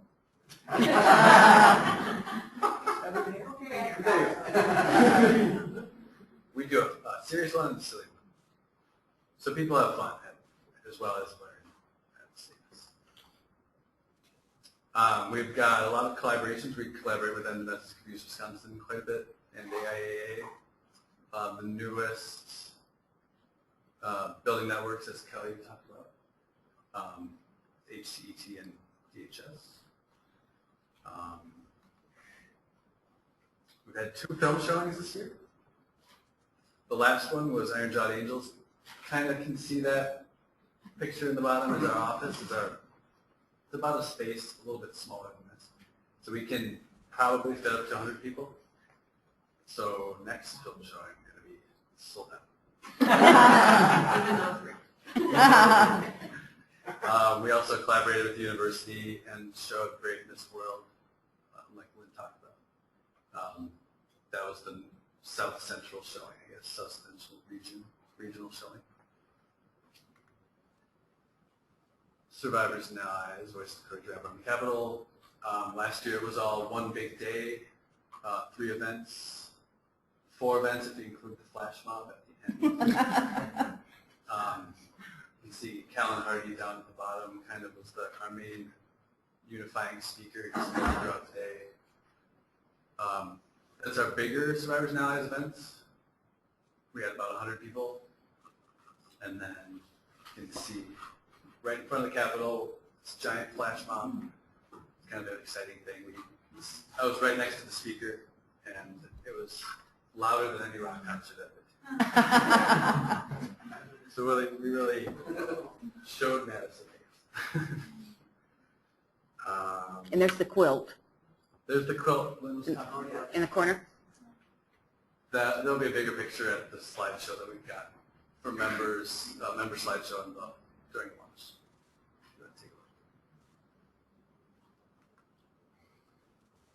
We were fortunate enough to send 12 scholarships recipients each to national conferences this past year. And just so you know how much that ends up costing, those figures are there. And so combined with staff and scholarships and other people from Wisconsin, we try to get photos going. We all had lots of fun there, lots of learning. And we sponsor several trainings, conferences, including White Privilege Conference, Racial Justice Summit. Both took place in Madison. The Teen Summit, which happened in Wisconsin Dells. That was a pretty amazing event. The first time 2/3 of the attendees were teens. Kind of that number's been going up over time. And the social media, that's that bottom corner picture, right? And the one on the left. Social media was happening like mad. And then we had a Twitter feed on the screen, and people were tweeting what feedback that you could see. There were a lot of testimonials, emotional. They really value the conference. Paths to Healing is male survivor focused, and that's happening in June this coming year for the 3rd time. Callan Hardy, the activist and playwright in Madison, is the person that started that, and we've been helping with scholarships. Here is our mostly complete 2015 event calendar. A few things to fill in still, but that's the look at maybe talk about legislative, I mean, kind of point out the big ones. Yeah, so Legislative Advocacy Day is what we put on with Domestic Abuse of Wisconsin. It takes place in Madison. We kind of debrief and then go down to the Capitol to meet with legislators. But I think last year we had 2 years ago. That's every other year. Yep. About 50 or 60 people. Oh, I was close to 100. Yeah, close to 200. 120,000. With 161 countries. Brazil. I'm worried about this competitiveness here. I know. So we'll be sending the save the date out for that pretty soon. But mark your calendars. Important day. Sam, obviously. I should change that. The Survivors and Allies and Voices of Courage and Wrap on the Capitol may change formats. It is still on the 25th of April, the last Saturday of the month. What else? That's good. Annual meeting. Coming up immediately, Monday, you'll also get an email too. There's an NFL conference call on Monday. Also, understanding the impact of commercial sexual exploitation in Stevens Point. See you then. And then the CCR networking meeting on the Next week. 20th. A few webinars in December, and then we'll all hibernate. And then I'm also supposed to mention we have our under resources tab on our website. We have info sheets. Maybe roughly 30-ish various topics. We've been in the process of updating them. All the policy ones have been updated. And then now we're working on in order of popularity, downloads, most. So look for those. If you see one that you'd like updated, let us know. We can maybe prioritize that one. I think that's yes. Okay. Oh, well, we don't have lunch yet. We don't have lunch yet. It's going to be here at 12:15. Throwing something new in the agenda that you don't know about. Yes. Okay. Thank you. All right. Hey, Peter. Okay, what we decided to do, and people are getting kind of used to me doing this too, like, surprise. We introduced all of ourselves, the board and the staff, and we would like to start the networking lunch with introducing yourselves. All right, probably I'm going to put Anna on the spot again just a little bit. Anna, committee is the one that needs to organize the annual meeting, and I'm assuming, would you like to introduce your committee, and we'd just like to thank them all? Sure. Although we haven't eaten lunch yet, but we'll find out. And the food is ready. Okay, good. Will you just introduce your committee so we can thank them? Sure. Would my committee members please stand up? Micah Henning, wonderful. Shelley Mitchell. Dina Quinn is not here with us today. Chia is not able to be with us today. And then Penny and Kathleen are the WCASA representatives. For the membership committee, am I missing anybody? I think that's it. We were really excited this year to be able to help plan today's event and wanted it to be a celebration of and so being here at the Multicultural Center was the perfect location. Being able to have the El Pastor cater the food, which if you've never eaten from them before, their food is wonderful. So we're about to have a really nice lunch.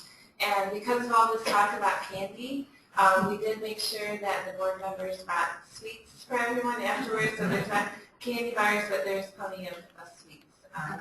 So I just want to thank everybody for they put a lot of hard work into helping. You want to come up to do lunch? Oh, so we're going to go head downstairs to the cafeteria, and that's where we'll be. All right. Everybody have a good lunch? Anybody meet anybody new over lunch? Awesome. Good. How about the food? Yay. How about the treats? I heard we should get recipes for that. John, thank you. Danita, Kathleen, Penny, thank you guys. Anna did too. Anna, sorry. Raise your hand high. Quit talking. All right, we're going to continue with our agenda for this afternoon. And Alice is going to talk to us about the Alma Group. Alice, come on And in. some of her cultural history. I'll let you kind of say what you're going to do. Is that okay? Sure. Because then I won't be calling on you. That'd be good. All right. One thing is I was talking too much at lunch and I started losing my voice. So I really wanted here, hopefully, thank you, that I will be able to make it. I don't have, I won't make it very long anyway, but cultural history and the all group. I was trying to figure out how to put that together, and I had written a big long thing about how, about my life, you know, and I'm half Native American and half English. I come from the LCO outside of Hayward, Wisconsin. I was in the time of the, if you've heard of the boarding school era, I came at the end of that, and I was in the foster home era, just after the boarding school era. So I spent from the age of 12 until I was 18 in foster care in like 13 different foster homes over probably northern Wisconsin, and aged out in April, but the people I was with allowed me to stay until I graduated.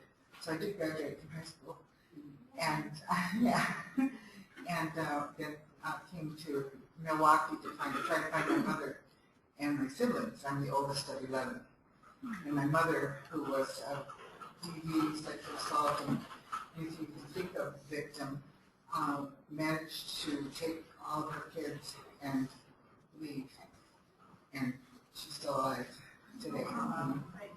So I'm happy about that. And we've just recently talked about stuff like that too, because she mentioned to me we were playing with spades, and she says, you know, she said, I was really brave to leave him. And I started thinking, my God, yes, she was. You know what I mean? I don't think she's ever heard anyone tell her that before. She knew she did it, but everybody was against it. Everybody said, what are you doing? You know, how are you going to make it? You know, she did. You know? So,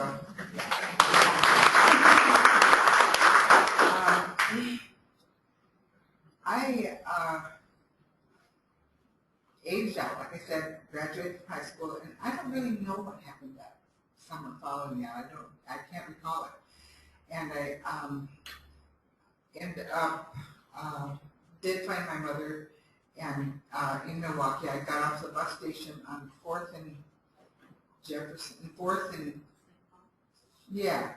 And my mother lived on Jefferson by the tanneries, in like the creepy little area up there. And I had 2 suitcases and I walked there. I didn't know how to get there. I just asked directions and someone told me, well, it's right over, go down here, there's Jefferson Street. It's like just a little ways away from there. And there's, you know, go in that direction. So I did. I mean, that was a pretty far walk, now that I think of it. Now that I have been able to drive it as an adult, you know. That was, everything's been out of control after that for a decade or so. I met my husband. I was tending bar at Ace Boxers Club in Milwaukee. Met him. We got drunk together, and we've been together ever since. I don't recommend that route. I don't drink. I haven't drank for 30 years. I've been married for 37 years, you know, and we have 6 kids.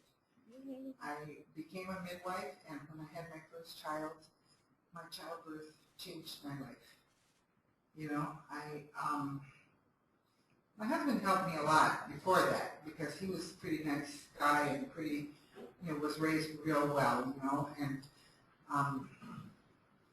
so I trusted him for being a good guy and a standing person, and I was looking for someone who could give me that kind of leadership, I think.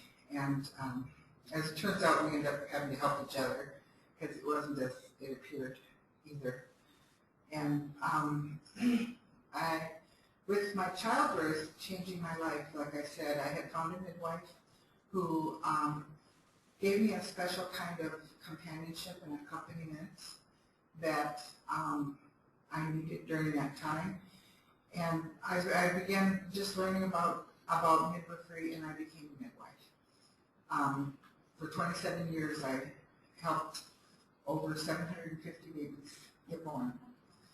And during that time, it was all, I was an unmedically trained midwife. I was just a friend helping. And of course, I got pretty sophisticated after 27 years. You know, I took a lot of classes and I learned a lot of stuff. I'm smart. I can read. I go to events and learn from people. I ask questions and stuff like that. You know, so I got pretty good at the end. Now I can go into a hospital and talk with anybody and use any words they're using and so forth. You know, but it didn't start out that way. And that thing that I think I learned about life from midwifery was that midwifery is just a part of who women are. It is not a profession. It is the way we are with each other and the way we help each other through difficult life things. It's cradle to grave. It was never just about birth. It's kind of been carved out that way. I'm trying to be nice about it. I don't like that at all because I think it's an abuse. I think it's a continuation of oppression to force it into a box and to put it under the supervision of people who never give birth, you know, who don't know what it's like and who don't know how it should be, and who don't understand that kind of process, you know. So I don't think that's fair or smart, and it has changed things for a lot of people, and I think it's inflicted a lot of harm on our families and our connections together, right from that very, very healthy beginning that's supposed to happen at birth. And that was a message that I felt that I learned when I was living out. We moved out to Las Vegas. We lived out in Nevada for 15 years. Had all of our kids out there, and that's where I really learned a lot and grew up as a grassroots midwife. And I always wanted to come back home and tell my people about this experience that I think is healing. I think it's an opportunity to heal. When you give birth, you have to open yourself up completely, not just your body, but your emotions too, your emotional shields that you have closed up around you, that you've protected yourself with throughout life. They come open. And you are primal, just like your baby. And you can pull yourself back together again in the way you choose, you know, and you can have more control over it. Plus you see yourself real, the real you, not the one that has to exist in this world. And so I wanted to give that message to people. And so I started a women's group, and that led to Wise Women Gathering Place. And we've been operating using that same thing that I learned, that cradle to grave midwifery model, where I don't necessarily provide people with an orientation. We just accept you, come along with us, hang out with us, you know, you'll get it. And when you get the part you get, say so. You can do it, you know. That'd be good, you know. And we kind of operate that way in as a business and as a community resource. And all of the things that we have worked with in the community, from childbirth to abstinence education to healthy relationship development to domestic violence to sexual assault, has all been as a result of our community, someone asking us to help in that way. They first came to us because we were midwives, you know, and that is age-old and worldwide. Every peoples around the world and throughout time that's who you came to for stuff like that. It's the old grandmas who had been there throughout and who were with each other through all those difficult times. That's why we called the place Wise Women Gathering Place, because of that is what midwifery really is. I actually think the grandmas and the midwives were the first domestic violence shelters. I really think we were. I personally did that in Laughlin, Nevada, where there was no infrastructure of any kind except for casinos. My house was it.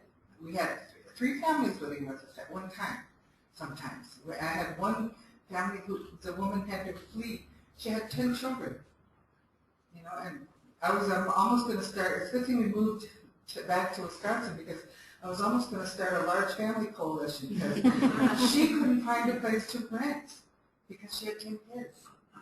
And there are laws against having too many kids or whatever in a room, you know, I mean, you know, how do they think we did this all these years, you know? How does that all of a sudden become so wrong, you know, to have your kids together? I don't know.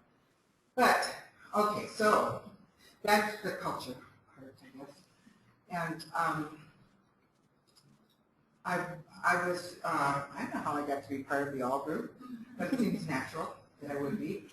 And I know that I believe that it kind of started in response to kind of a series of events that happened where there was a separation of people, where people felt hurt and not included, and they were separated by those feelings. And I believe that this effort, the all-group effort, is the effort of the coalition to try to heal that place and to try to bring that inclusion. If we're not doing it right, then it's a statement that we want to, you know. And I don't think I'll just tell you this one little example that made me think of this. We were doing a strategic planning at Wise Women Gathering Place, and we had invited some people who are staunch supporters and who we think they're smart, and we just wanted them to come and be with us during this time so they could give us their outsider's view to help us. And we always use our mantra of peace, respect, and belonging. That's what we want. And we believe we try to do that by helping with skill building for ourselves and our community, and sharing of resources and knowledge for ourselves and our community, and caring community support. So we do all kinds of things, and they all fit in one of those things or more than one of those things. And so we say peace, respect, and belonging a lot, and all of our groups do too. And this woman, when we were doing a strategic plan, you know how you go down to, you check out all the things you want to do, your vision for the future and everything, and then you come to, well, why didn't that happen? And then you go through the swirl into the hell of why it hasn't happened, you know, what's in the way. And so we went down there and we got all those things and we listed all the stuff that stops us, you know. And this lady says, that's not peace, respect, and belonging. That's not safe that these things are here. You know, and I was just like mortified inside. I thought, you know, I'm defensive about that because I feel like we try so hard. We're trying so hard every day to try to do that. And here we uncovered this pile of bad stuff that is living in our place, you know. And but it came to me finally that yes, we are not saying we've gotten it right, but we're saying we're committed to working towards getting it right. And you can't do that without finding those things that you've covered up for years and those places that you've tried to hide in the corner for years. You have to pull them out. You have to stay at the table, not be afraid, and well, you can be afraid, but stay anyway. You know, I mean, because, you know, you are afraid, and that you can't help, but you can stay anyway, because that's what we need. And so I kind of see the all committee as that, staying at the table and bringing people to the table, because we really can't, none of us can heal in isolation of everyone else healed from harm, you know? It just creates a division that creates more harm. And so I know that another little important fact about the all group was, I think that our first name that we were given was underserved populations, and I didn't like that name, and neither did anybody else really. They just, even the people who named it said, I know, but we just, you know, that's what they got, you know. Well, okay, so that's kind of goes along with what I just said about, you know, no one can do this in isolation. Even if you just serve the underserved population, then what? You know, then what about other people who miss getting what help they need? You know, so we really do have to care about everybody, and it has to be about everybody. You know, I mean, there are no subsections of the world that are more important than another. You know, even if we put children ahead of middle-aged people or elders or disabled people, we're still harming. That's even a harm. You know, so I think we're all, I mean, don't you still feel like a child inside sometimes? You know, don't you just know you're still there when you were 6? I do.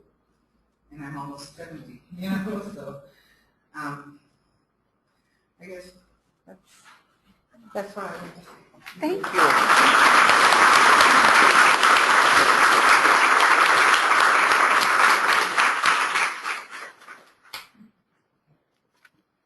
One quick housekeeping thing.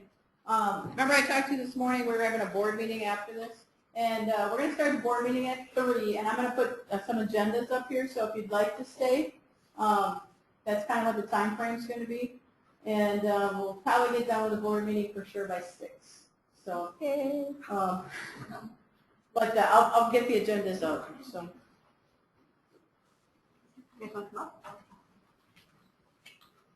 We're going to talk about WCASA updates and going forward and some of the changes, and they're really exciting changes, I think they are. Okay. Mine will be fairly brief. Can you hear me okay?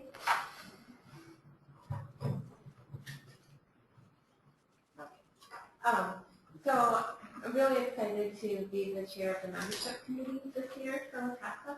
And we've really been talking about, really it goes on nicely with what Alex was just talking about wanting to be more inclusive. You know, we want that in our work as programs to make sure that we are reaching out to everyone in our community and being a part of the state coalition. We absolutely want that reaching out to everyone throughout the entire state. So one of the things that we've been looking at is our membership structure. And for example, one of the membership categories that we have is currently the funds category. So for $30, you can join WCASA as a friend. And so what we've been talking about is that, you know, people that are involved in WCASA, people that are involved in NWs, people that are involved in the other great coalitions and social issues, do these things because they're passionate about what it is we're doing, right? And so we want to better be able to find and recognize the allies throughout the state and the champions for sexual assault throughout the state. So one way that we want to get at doing that is from changing the friends category to allies, and then taking out the membership cost.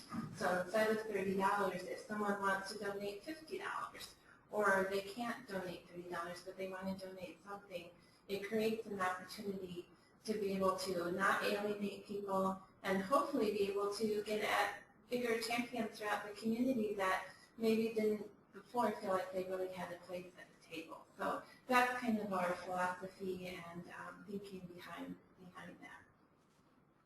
Do you guys have anything to add? Go ahead. question? Yeah, any questions?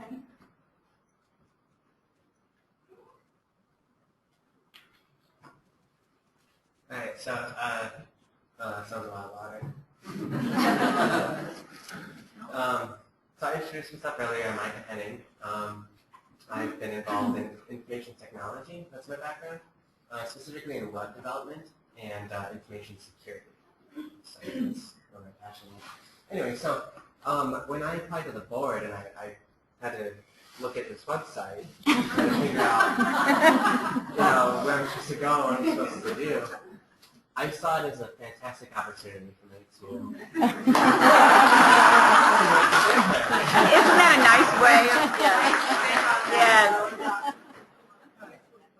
So, you should talk so, I mean, I don't really have to go into too much detail as to why we need something a little bit different.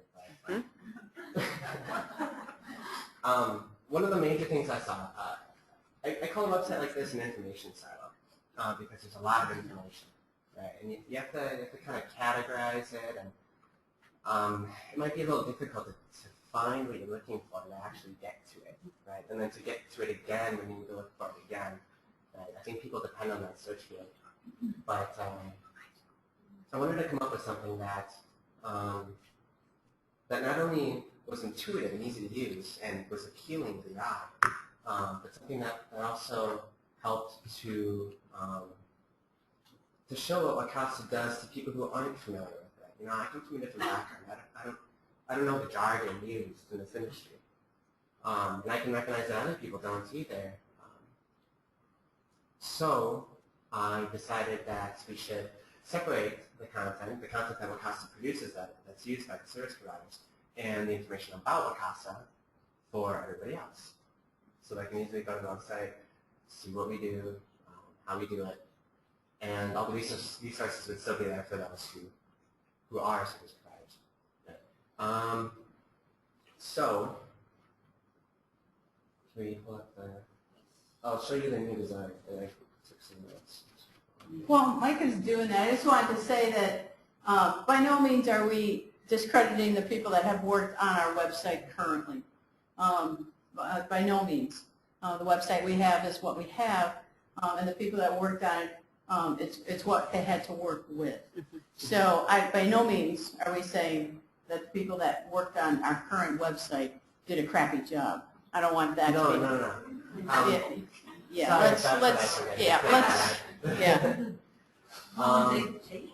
right. I mean, Exactly.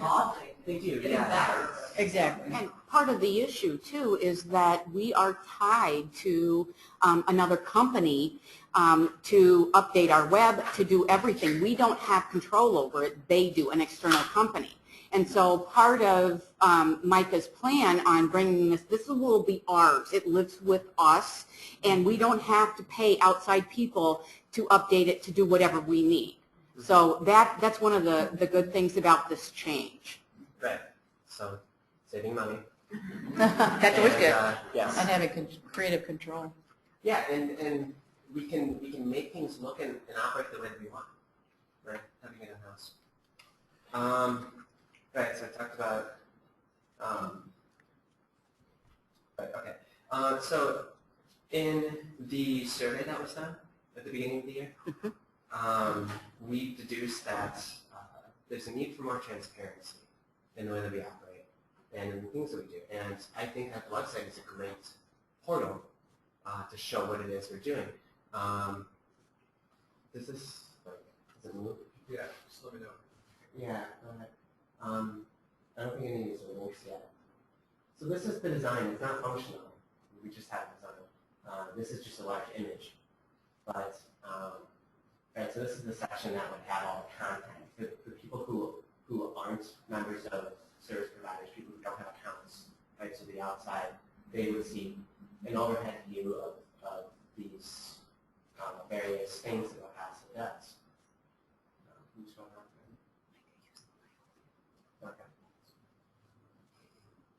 there? Okay. And these are the events and the newsletter, job postings, etc. Can you scroll down a little more? So this part is who we are, right? You can easily see.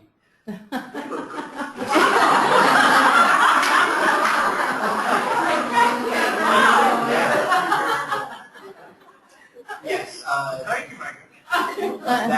The designer has like not done it. Yeah. A lot of times. But so you can easily see the WCASA staff and the board of directors how to contact us directly, and maybe even like a short biography. You know, some information about us, how we got into what we're doing, how we want to help improve, etc. So that's one way I want to increase transparency. Another way is so there's going to be accounts now for everybody, right? You create an account. Your account can be associated with the service provider, right? Those who are administrators of that service provider can make service provider changes. Mostly the contact information. Can you scroll down to that now?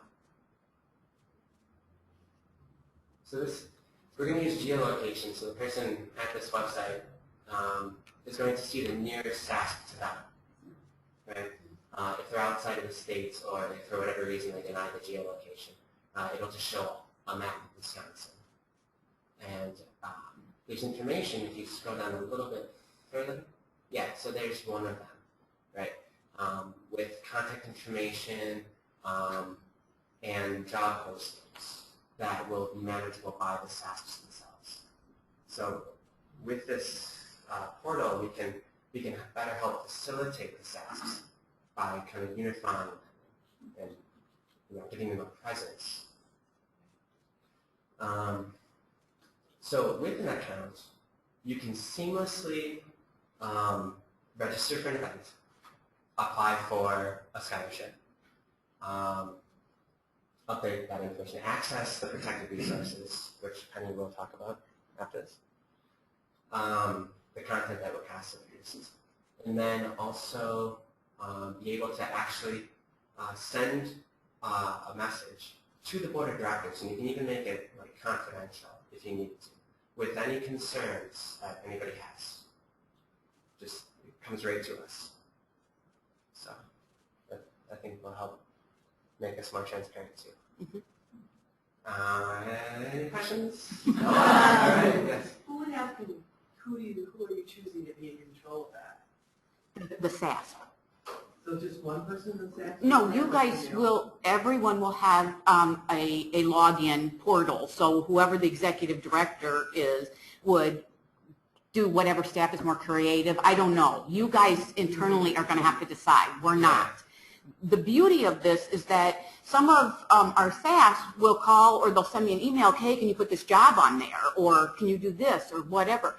You guys are going to be in control of your page. I mean, it's going to be where you click on, or like he said, if somebody's in your area, it will automatically go to your page. You guys choose what's on your page. So if you have an event coming up, you can put it on there if you want faces or whatever it is.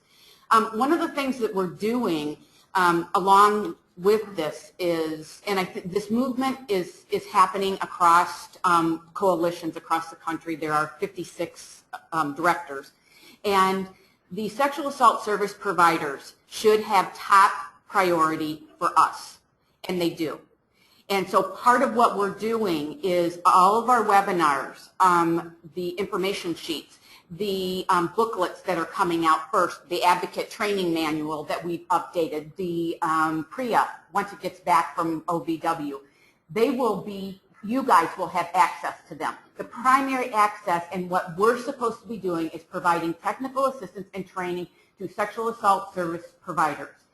We've kind of broadened that for a long time, and we're bringing it back now, so that when you're looking at paying your membership fees for a SASP, you know what you're getting. You're getting intense TA. You're also getting limited, the part of the website for just SASP is going to be limited to sexual assault service providers. And the enhancement is going to be providing to you guys. That doesn't mean we're not going to look at partners that are doing this work, but our primary concern is sexual assault service providers, because it all leads down to sexual assault survivors. And so that's a change. I think it's a change in philosophy about restricting the website. We were told we couldn't. I checked with OVW when I was at a conference 2 weeks ago, and almost every coalition is restricting theirs to their service provider. Our money that we got for grants was to provide technical assistance to service providers and therefore victims down. And so, you know, you guys can change this, whatever yours is, and then request training, technical assistance. You know, it kind of it's an open avenue right now. We're hoping by the first of the year to get more of this up and operational. Next year is our 30th anniversary. Yay, WCASA. And so the rollout in this and the philosophy and the trainings and everything that we have done and will continue to do is going to be rolled out in the next year. So, you know, Micah's help, we're also going to rebrand WCASA. And as members, you guys have to vote. So we've got someone working on some designs right now. And then, you know, we'll look at them and then send it out to the membership, because we are a membership organization. I mean, that philosophy is changing. We're looking to get more people involved in this movement, and I think by limiting that friend category and some of the other things, they were limiting. And one thing Mike is great at is because he doesn't work in our industry, and he'll say to me, okay, Penny, TI, you know, or TA, what does that mean? Or scholarship, that means I get to go to college with somebody's money. And I'm like, no, it doesn't. And he's like, yes, it does. The outside world, Penny, it does. And so I think thinking of some of these things, if we want people outside of our movement to come in to here, then we've got to look at some of that. We've got to look at the language that we're using, look at how we're calling people into from outside world like Micah, and how we're welcoming them in. So I'm excited. Mike has been working on this for a couple of months. He volunteers his time to do this. He's also helping with the person who's actually doing some of this with him, guiding that and the logo. And so it is a big thank you, because this is a huge undertaking. I get people who call and say, Penny, I'm trying to pay my $30 and I can't. I am so frustrated. Or I'm trying to register for this and I'm so frustrated. That shouldn't be. Somebody wants to donate money to WCASA, they should not have to call me on the phone and beg to donate money. That was my question or my comment, because to Micah, and you think, I mean, you have a wonderful opportunity to drive, you know, people to the site. And no offense either to anybody who participated in your last website. One of the first things I did when I became involved with WCASA was go to your website.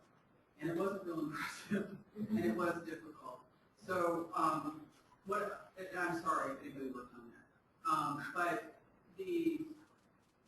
for example, are you going to have on that one part of the website that's, you know, bringing in the community a place for people to make online donations? Yes. Yes. Just a general. The bar is kind of covering it. So this is the navigation bar. It's always at the top, right? So get help and donate are always at the top. Get help moves down to this section where you see the nearest SASC located, like near where you are right? And how to contact them and such. Donate will allow you to donate and subscribe to a donation. We want to make it ridiculously easy for people to donate, right? In a recurring way. A lot of not-for-profits do this. Before WCASA, I've been with the Ron McDonald House Charities for about 5 years. So just seeing like how they do things, and Amnesty International, you can donate and then have that recurring donation, monthly, quarterly, yearly, whatever. Just You're taking out of your checking account or a credit card, so that it's just seamless. Right. You know what the number one day is for the most donations to websites for nonprofits is? Does anyone know? Before that, Tax. So that's got to be in our plan, is to drive people to that site on December 31st. Yes. For the tax deductible donation. You can tell she's a fundraiser. Yeah, and in doing this, we'll instead of having to rely on grants and things like that, we'll have more discretionary income, right? Where we can do more things that aren't restricted to a particular development. Right. So that was another thing that I was looking at. And then He has his notes on his phone. Yeah. Not using technology. That Here are your agendas on paper. But I had to leave it over there though, because I don't want to be over here like I'm not interested. Yeah. Oh, and then right, I'm tweeting right now. Right, keep staring at me. At least tweet out the classic. Yeah. So okay. Yeah. I also want to talk about two more things. Voting. Right. Voting right now is hard. We do it through the mail, right? Yes. Yeah. And Snail mail. How many respond? We only had, I think, 19 people or something 19 votes at 100. that we received. 19. Right. We can use this website for counts, right? Prevents double voting. We can vote on anything, right? Not just like the membership things, but on any decision. We could just throw out there. Yep. Yeah. Surveys. Really, really easy to get certain meta information. For instance, because if you have an account, we already have your location. We have your organization, etc. We don't need to ask you for those things. But then at the same time, for other surveys, like I think the one at the beginning of the year was anonymous, right? We can not include information from your account as well. So it's a very powerful mechanism. So yeah, aside from that, I'm a big security buff. I love information security. I love protecting data. I love getting data that's protected.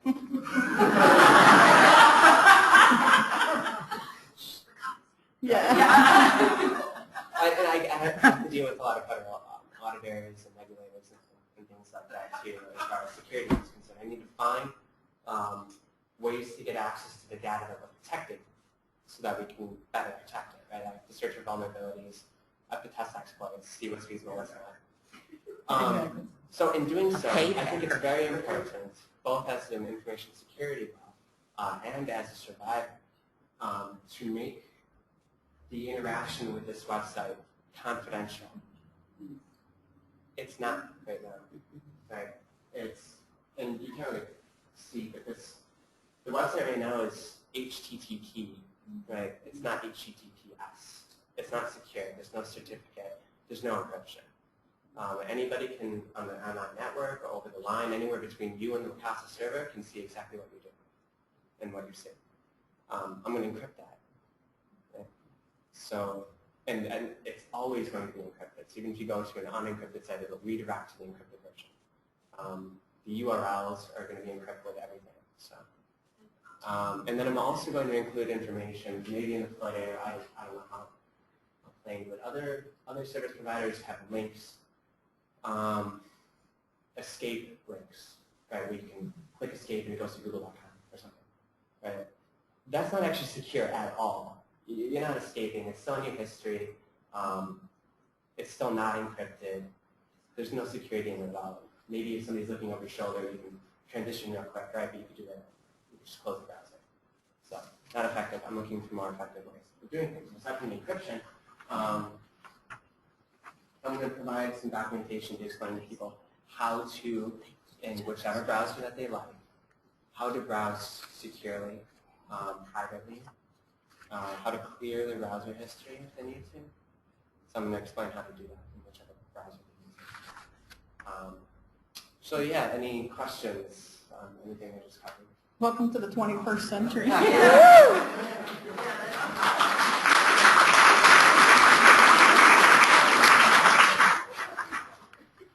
I'm retiring. No, you're not. Okay. Any questions? Because he can probably answer them and I probably can't. I'm always like, Peter, can you come in? Something happened to my computer. What's kind of our transition plan and communication plan, and how are we going to kind of do this?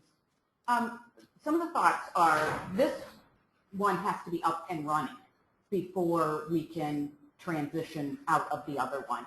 So like we're having the information sheets updated. now, and like I said, some of the volunteer advocate manuals and stuff, they will be put on the new website in whatever location it needs to be. So one will go down, and you can talk more about this. I mean, your plan was to take one down and then in its place, right? This one goes, or? To transition over? Yes. I think we might have like a beta period, or we might put a link on the current website saying try the new one. We'll do that for the month or whatever. Solicit feedback from you guys. And now who's using terms that we don't know, right?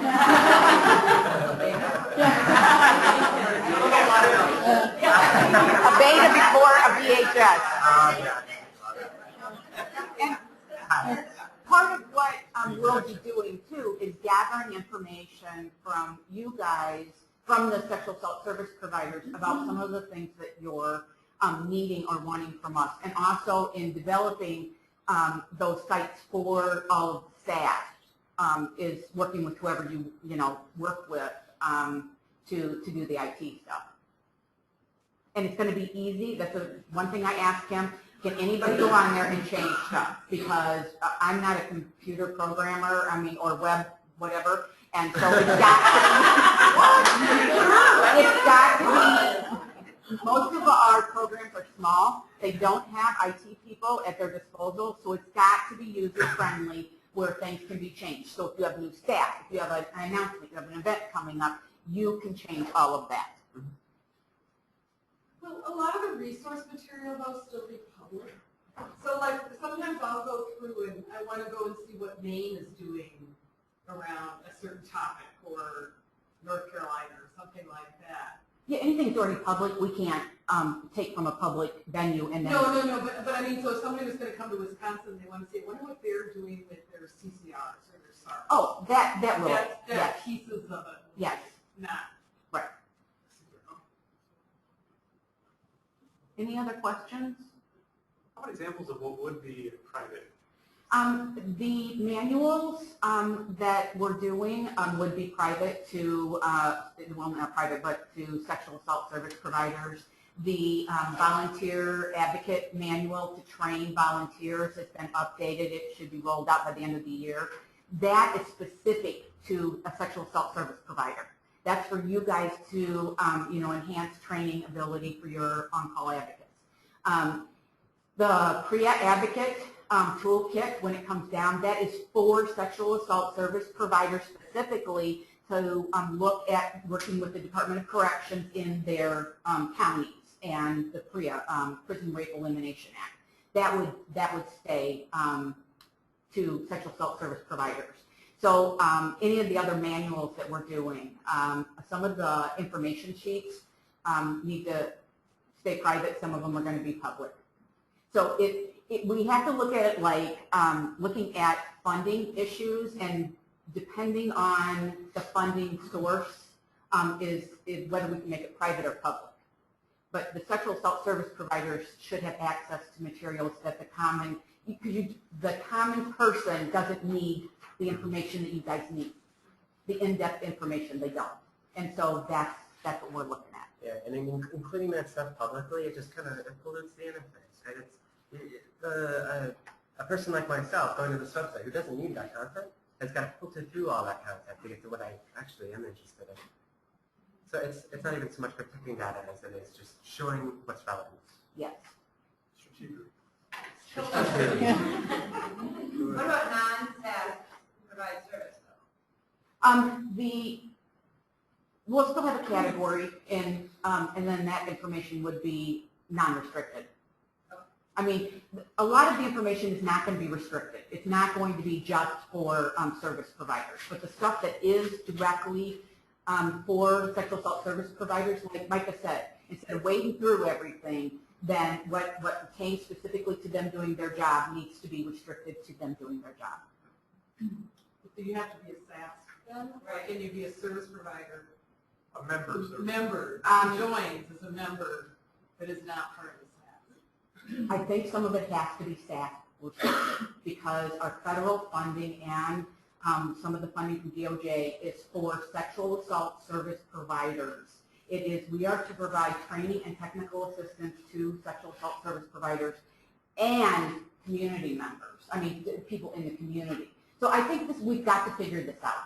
There's a lot of coalitions that I'm talking to, the directors that have already gone through this, gone through the change from having individual donors and members and friends and everything else to looking at different websites. And so I've been in contact with them and trying to learn from their boo-boos, because they've had some ups and downs and hiccups, and it may change. We just really, if you look at the mission of WCASA and what we're supposed to be doing, and it's ending sexual violence, and then if we want to bring in other people, we have got to get out of wading through all of that stuff, find what's important for the public to know, or an affiliate organization, and then look at it that way. And we're going to have some groups get together. We're going to have people in the field get together and figure this out with us. It's not just going to be me or WCASA up figuring this out. We're going to invite people to the table to say, here's where we're at. What do you think? The service provider should be at the table. The community support people should be at the table, so that we can all figure this out together. Focus groups. Yes. So if you get a call, please volunteer. Any other questions? I'm excited. I am really excited about this. It's going to be user-friendly. It's going to be easier. I think more information can get out, because, I mean, if I look on that website and I'm trying to find something, I get so frustrated that I just forget it. I'll go look it up in our archives on our G drive, because that's easier than looking up here, and it shouldn't be like that. It's also integrated into social media. Yeah. So maybe next year we'll have another 900% increase on YouTube. Yeah. We'll be tweeted. And we've kind of been talking about focus areas for the vision for 2015. The all-asterisk group is a focus area, it remains a focus area. We're committed to that. The people on that committee are committed to seeing it through. And it is about bringing people back to the table and figuring out what we don't know, and having help figuring it out going forward. So I think there's a lot of things that happen with that group, and I appreciate there are people in here that are part of that group, and I appreciate your support of WCASA moving forward. So that is one of our commitments. Rebranding and website revision has been for 2 years. We're actually going there now. We've got people on board. Things are happening. It will happen. The rebranding has to have a vote by the members, and so once we get, we're down to 2 or 3 of them, then we will be sending that out. We'll probably unveil it at our big fundraiser next year. Best practices in advocacy. One of the things that my personal philosophy is that WCASA should be bringing back from the national level what best practices in the field are. We try to do scholarships for people to go to the national, and we've been really good about doing that. But I think it's our job to kind of bring that back, and we haven't really taken that stand. And so looking at best practices around the country and bringing them back, and saying, you know what, volunteer advocates should be answering your 24-hour crisis line, because that's the only way to sustain that. WCASA has not made that statement, and that is best practice. And so, and it's also helping people get to that best practice model too, is offering the support, not just you do this, and we're in conjunction with our funders too, and they don't want to do that. They want to say, we want best practices, and so how do we help the state get there for survivors? Reproductive health, sexual health continues. We've got some excellent collaborations going on, DHS, Planned Parenthood, Family Reproductive Health going on, and then increased discretionary funds. Kathy is our fund development person. The board made a commitment to use some of the board designated funds to provide money for a person to come in and help do this. I can't do it by myself, and the board can't do it by themselves. And so, part of Kathy's plan is that, what is it, peace, what did you call it? Peace prevention and healing. Dining for Peace, Prevention, and Healing. That's the name of our big event. She's set a goal for $50,000 for WCASA. I don't think it's lofty. I think she's got the expertise to do this. It's going to take all of us as part of this, though. And if we look at lobbying and some of the other things that we need done and we need more of, we have to have discretionary funds to do that. If we need a child advocate or a person who is can help with child victims of sexual assault, we don't have the money to do that. We would have the money to do that. So either in September or October of next year, we're looking at the event to happen. And what the idea is that 50 people, including our board, would host a dinner party for people that they know. All of those people, so they would have dinner, and then all of those people would then come to the Art Institute or the yes, and have dessert and wine and mingle and then have a little jazz band. But this will reach not only, it's not even about the fundraiser, it's about reaching 20 people in your circle that you don't sit and talk about sexual assault with because, you know, that's not a great topic. We're developing toolkits for everyone who's going to be hostessing, so we'll be calling all of you bright smiling, you know, to do this. And I'm so looking forward to it. I think this is a great idea for Madison, and I am really, you know, geared up for this. So.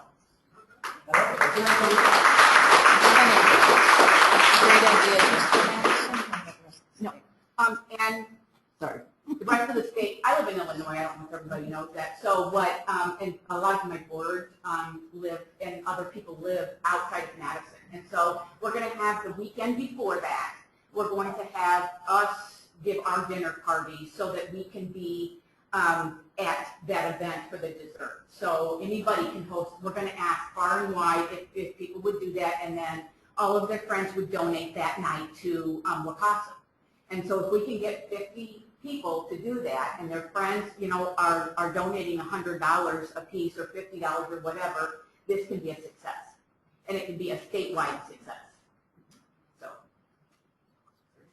any questions? Okay.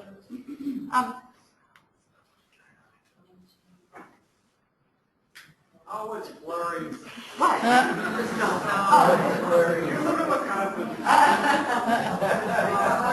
And in closing, I want to say thank you to all of you for supporting WCASA. We couldn't do, you know, we wouldn't be here.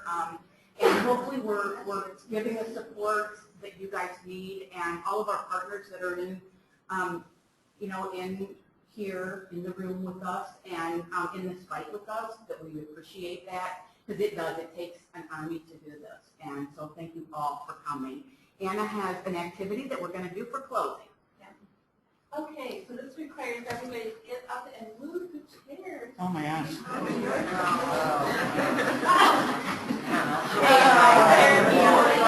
Did they mention that no moaning was allowed? No whining, no moaning? Ian? Don't put your cups down there. You've got like a lunch and a bar. Are we doing a circle? You did decide either.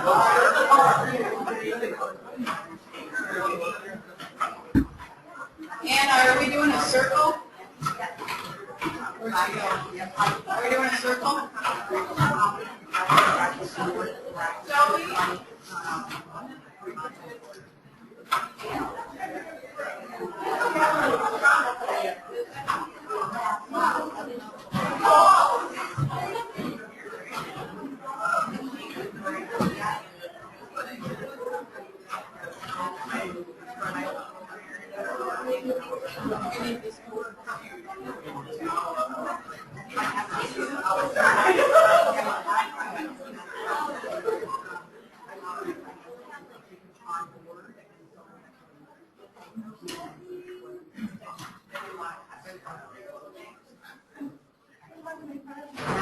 All right, everyone.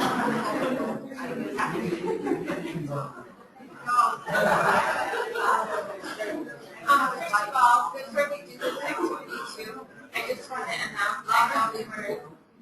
I know we were all looking forward to seeing the Hmong dance troupe today, and they were not able to make it. So, Flash mob. So I'm hoping that at a future event we can have them come because I know we're all looking forward to seeing them. Okay, so this activity is actually called the Web of Inclusion. So it ties in nicely with our new website that we're going to have this coming year. And it also absolutely goes along with the whole theme of today, which was about celebrating everyone, celebrating all of us and our connectedness. And so what we're going to do is, Shelby is going to help with this. So people are going to share. So just so you know, we have not tried this before. It's experimental. We're having a dance off. Yeah, he's down here. I didn't take the picture. Here's one. So what we're going to do is, our ultimate goal with this is to create a web. So we're going to move this yarn around, and the way that we're going to do that is through some of your experiences and what you want to share with us. So our hope is that what we can show at the end of this is how we are all connected in this work. Okay? Go along with it? Yeah. All right.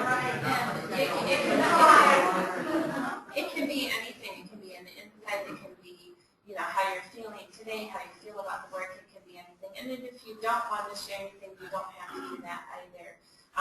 What you can do is if somebody says something that resonates with you, you can take the yarn from them and show that connectedness to that. And you don't have to share anything in return if you don't want to. So the way that we are going to start this off is I'm going to hold on to the end. I'm looking at Tana because she hates perfectivity. I can go with that. I love that. I can join that. So that's put you on the spot, but I just saw you laugh. Okay, so what I'm going to do is hold on to the end, and I'm going to make a statement of something that I'm experiencing from the room today, and then if anyone else feels the same, you can, we're going to share this ball of yarn, so you can grab it from me or I can share it with you, and then you're going to go back to your spot. If anyone else feels that same way, you can take it from them, go back to your spot, and so on. And you're going to hold, so. And you're going to hold as you go, right? And because this is anti-violence work we're doing, I know yarn is tough, so please don't wail this at anybody's head or anything. So I was in it. This is my favorite ways. And the cord. You need to think that like Yeah. So to start us off, This is our last activity, right? Yeah. Yes. For those of us who have like a 3-hour drive and it's really blizzardy out, can we leave? Because seriously, it's going to get darker and more dangerous and more traffic in Madison, you know. Yep, if you need to go, yep, go right ahead. And thank you for coming. Yeah. Thank you.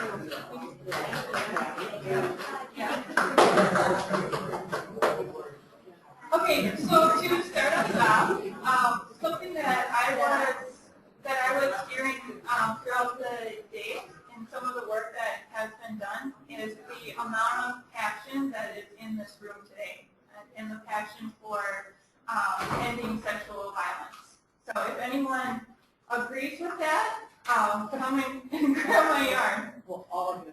I agree.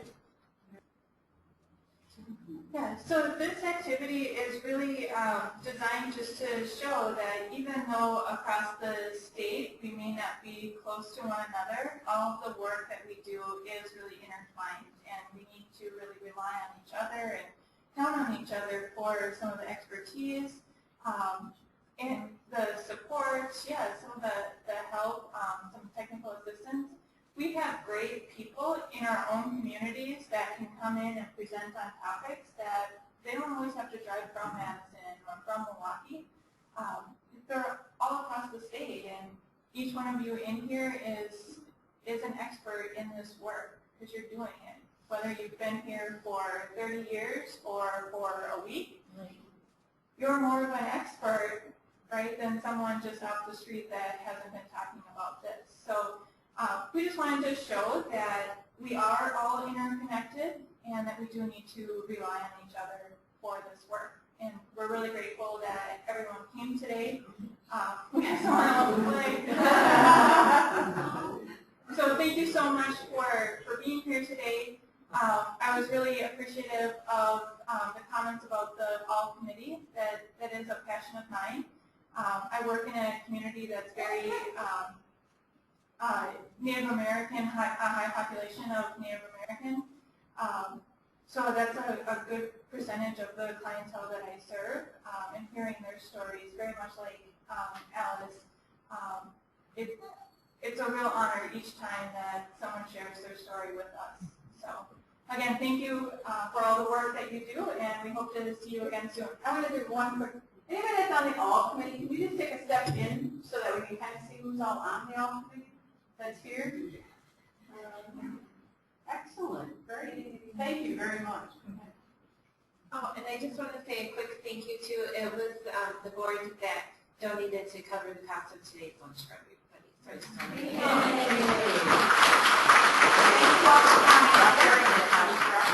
to